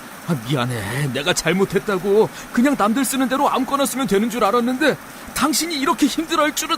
진짜야. 그런 게 있는 줄 나는 몰랐다고. 그렇다고 이런 식으로 나한테 이별의 통보를 하는 거야? 가지마. 이제부터 잘할게. 남은 거라도 지켜야지. 정말이죠? 이젠 내 머리카락 지킬 수 있는 거죠? 구스베리 추출물로 모근을 더 건강하게, 자연 유래 성분으로 자극 없는 세정력, 뛰어난 보습 효과와 영양 공급까지. Big Green. 이젠 탈모 샴푸도 빅그린 헤어로스 샴푸. 홍 박사의 입장은 그랬던 거예요. 프랑스 언론을 보고 있으면 우와 한국장. 그렇죠. 세상에 한국장. 그렇죠. 우린 집에 있는데 이런 기사들만 읽다가 한국에 왔더니 기대를 부푼 가슴 안고 이상한 거예요. 나성인이 보았듯이 여기는 왜 이렇게 소돔과 고모라지? 이랬던 것처럼 사람들이 왜 막 돌아다니지? 겁도 먹었고 게다가 공무원분들의 피로도, 경험치 문제 이런 것들이 잘못 엇갈렸을 수 있어요. 네. 그게 이제 화가 풀리니까 슬슬 보였던 거죠. 후반부에. 이런 이야기를 들으셨고요. 그리고 그런 격차도 있었던 것 같아요. 그 나성인의 자가격리 방송이 이전에 있었잖아요. 그걸 보고 어느 정도 저 정도일 거라고 짐작을 했는데 네. 이 지자체마다 정책과 인프라가 달랐던 거죠. 그죠. 그 실망감이 2배. 용산구와는 달랐던 거예요. 그렇죠. 네. 지난번 홍 박사의 방송을 들으시고 전 세계의 많은 분들이 후기를 보내주셨는데 일부를 좀 소개해드리죠. 금주의 의사소통. 주로 주된 내용은 내가 있는 나라에도 한국학을 공부하고 싶은 사람들이 늘어나고 있다. 네. 한국에 대한 인식이 극적으로 바뀌었다. 이런 얘기들이었습니다. 네. 프랑크푸르트에 계시는 박세훈 씨가요. 저는 아내와 함께 독일에 거주하고 있습니다. 제 아내는 한국에서 사범대에 국어교육과를 나와 고등학교에서 국어교사 경력도 있는데 이걸 독일에서 살리기는 불가능하다 보니 처음 대학 입시하는 것 마냥 전공을 정하는 게 쉽지 않았습니다. 그러다 보니 한국학도 눈에 들어왔죠. 5년 전 기억이라 정확치 않을 수 있지만 한국학 또는 한국어를 위한 단독 전공이 있는 학과는 찾지 못했고 동아시아 지역학, 한중일을 묶어서 학사과정으로 배우거나 석사과정에서 한국학을 연구하는 과정이 있었는데 이런 학교도 보훔과 본에 있는 2곳만 있었습니다.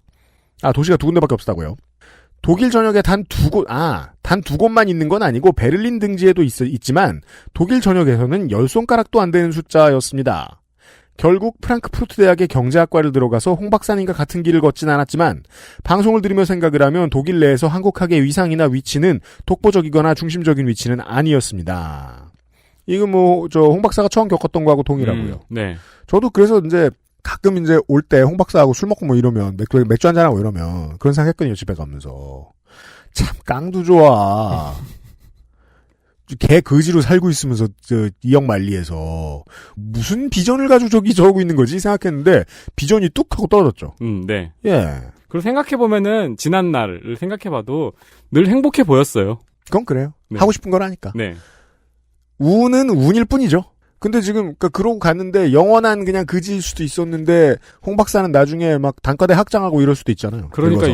그러니까 영원한 그지라고 성가병 업신여기면 안 돼요. 그래도 내가 마음에 쉴 곳이 필요한데 성가비 정도만 없이 여기면 안 되나? 다음 주에 덕진이한테 물어보겠고요. 너 쭉 없이 여겨도 돼? 우주 마인드 이프 아이. 자, 독일 라디오에서도 BTS 노래가 심상치 않게 나오고 팬데믹 전에는 주말과 휴일에 시내광장에서 K-팝을 틀며 춤추는 10대 청소년들도 보았습니다. 그러나 아직 독일 양아치들은 안녕하세요는 할 줄 모르더군요. 네, 박세훈 씨 곧 올 거라고 생각합니다. 그리고 반대로 생각할 만한 문제를 개민석 씨가 지적해 주셨습니다. 코로나 이후 한국에서 외국어를 가르치는 외국인 강사들의 수입이 생계를 걱정할 정도로 줄어들었습니다. 이 문제를 생각 안 해봤습니다. 네. 해외 유학을 위해 외국어 공부를 하는 학생이 많이 줄었어요. 유학이나 워홀을 준비하면서 제 아내가 그 일을 하다 보니 알게 됐는데 고국으로 돌아간 강사도 많이 있어요. 아마 제 아내도 결혼 안 했으면 돌아갔을 거예요. 수입은 반 이하로 줄었는데 세금, 국민연금, 건강보험료는 전년 수입 기준으로 내다 보니 정말 힘들었거든요. 네, 그래서 수입 보고 꼼꼼히 챙기셔야 됩니다. 내년을 생각하시면은요. 네. 그럼 수고하세요, 빠염. 네. 요건 또 이제 앞에 홍 박사하고 들은 얘기, 그 전에 우리가 홍 박사하고 들은 얘기하고 다르게 또 팬데믹의 영향이죠? 네. 네. 저도 자영업자고 힘든 순간을 여러 번 겪어봤습니다만, 최근 자영업자들하고 이제 지나가다 얘기하면 그렇게 많이들 이야기합니다. 제가 먼저는 그렇게 말 못 꺼내는데 웃으면서 남몰래 즐거워할 날이 다가오고 있다. 왜냐하면 돈은 갈 길을 찾거든요. 결국. 많은 자영업자, 이게 교육자들도 마찬가지입니다. 이게 이제 소속돼 있는 곳이 없으신 교육자들의 경우에는. 근데 왜 몰래 즐거워해요? 신문에서 호황이라는 단어는 쓰지 않습니다. 경기가 좋아졌다는 말은 쓰지 않습니다. 자영업자 한박웃음이라는 말은 쓰지 않습니다. 사람들이 공적으로 대화할 때는 언제나 경기가 안 좋다가 기본 전제입니다. 10년이 지나야 그때 경기가 좋았다고 말할 수 있죠. 아, 그러면은 호황인 줄 모르고 나만 부자인 줄 알고 좋아하는 거예요? 아니요, 그냥 말하면 안 될 것 같으니까. 말하면 안 될 것 같으니까. 지금도 그런 분들이 있다는 거 알고 있어요. IMF 때도 상대적으로 득을 많이 취했던 자영업자들도 많았어요. 네. 그런데 지금 저는 뭐 확신을 가지고 있습니다. 돈이 지금 숨쉬고 가만히 있거든요. 똑똑한 사람들이. 똑똑한 사람들의 돈이. 네. 똑똑하지 않은 사람들의 돈은 이미 비트코인으로 들어가서 날아갔고요. 주식으로 들어가서 곧 날아갈 예정이고요. 에이. 전 세계 부동산으로 들어가서 날아갈 예정입니다. 전 그렇게 생각해요. 투자하신 분들한테는 되게 예민한 얘기잖아요. 뭐 해보세요, 어떻게. 그리고 그 정도 투자할 정도면 굶어 죽지 않아요. 전 그렇게 믿어요. 빚을 땡겼으면 그건 뭐 어쩔 수 없지만 당신이 멍청한 거고.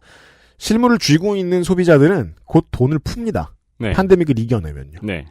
그때까지의 체질 관리가 정말 중요합니다. 저는 이런 독립계약의 교육자들도 그 체질이 중요하다고 생각합니다. 그러니까 개민석 씨가 잘해야 돼요.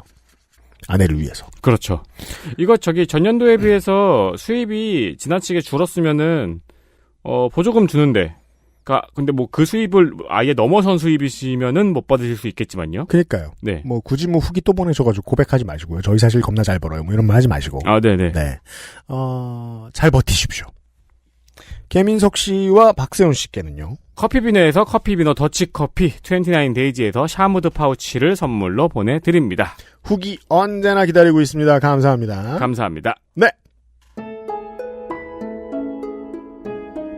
다음 주 이 시간 해외 청취자 여러분들 생각하면 제가 이제 속상하고 아쉬운 점이 그거예요. 한국 언론이 국제적인 흐름에 발맞춰 나가는 걸 점점 그 능력을 잃고 있다 보니까 요즘 세계 시민들이 어떤 문제에 많이 천착하고 고민하고 있는지를 전달을 잘 못합니다. 이런 문제 때문에 저희들이 통신원들을 두고 운영하는 거거든요. 물론 저희들은 기술이 기깔나지 않아서 통신원들이 직접 인편으로 지들이 와서 얘기하고 가는 경향이 있습니다만. 나성인과 함께 올 봄에 가장 중요한 전 세계 시사면에서 가장 중요한 고민거리 하나를 이야기해보도록 하겠습니다. 네. 나성인은 그런 걸 잘 가져오네요. 그러니까 말이에요. 네. 그러니까 네. 생각해보니까 그거 되게 중요한 거잖아. 그렇죠. 하는 문제들. 캐치 잘해요. 네. 그리고 4차 대유행이 올 줄 모르고 2021년 여름에 많은 전 세계 영화가가 블록버스터 대작들을 내놨습니다. 네. 4차 대유행에 철퇴를 맞은. 그렇죠. 작품 중에 하나. 스판덱스 영혼전에서 다루겠습니다. 다음 주말에. 네. 그래, 네. 어쩐지 어저께 꿈자리가 뒤숭숭하더라고요. 그리고 저는 그 타이밍을 빌어서 덕질인에게 너를 계속 업신여겨도 되냐고 물어보도록 하겠습니다. 정중하게 물어보시는 거 잊지 마시고요. 423회에서 다시 뵙도록 하겠습니다. 그것은 알기 싫다 422회를 모두 들어주신 청취자 여러분들 매우 감사드립니다. 그리고 팟빵 이제 서비스 잘 되는 거 확인했습니다. 문제 있으면 저희에게 다시 알려주시면 저희가 할 수 있는 건 없지만 최대한 민원을 넣겠습니다. 들어주신 모든 청취자 여러분 감사합니다. 윤세민 에디터와 유승균 PD였습니다. 안녕히 계세요. 안녕히 계세요. 밥 어디서 하는지 물어보시지 그랬어요. 그니까 말이야. 네. 도시락. 얘기 들으니까 궁금하잖아. 근데 아무 식당 그 지역에서 아무 식당에나 가도 그 정도 맛은 나올 것 같아요. 지금 생각하면. 이거 되게 서울 사람 우습게 보는 말인데 실제로 그 말 듣고 가면 그러니까 네. 할 말도 없고. 할 말은 없죠. 여기에요? 오, 네 맞아요. PTSD 지도에서 찾았어. 저도 아까 봤어요 그거. 예, 여기 네. 지금 생명을 위협을 받았던 곱둥이 가족들이 지금. 네. 아빠 그리워하고 있겠죠. 아빠 엄마. 네, 아빠 엄마 그리워하고 자식들이 이렇게 살아가고 있겠죠. 네. 다음번에 왜 죽는지 모르고 죽으면 독살 당한 거야. 자손들한테. 딱 봐도 벌레 천국이야. 네. 그러니까 거기가 원래는 XSFM입니다. I, D, W, K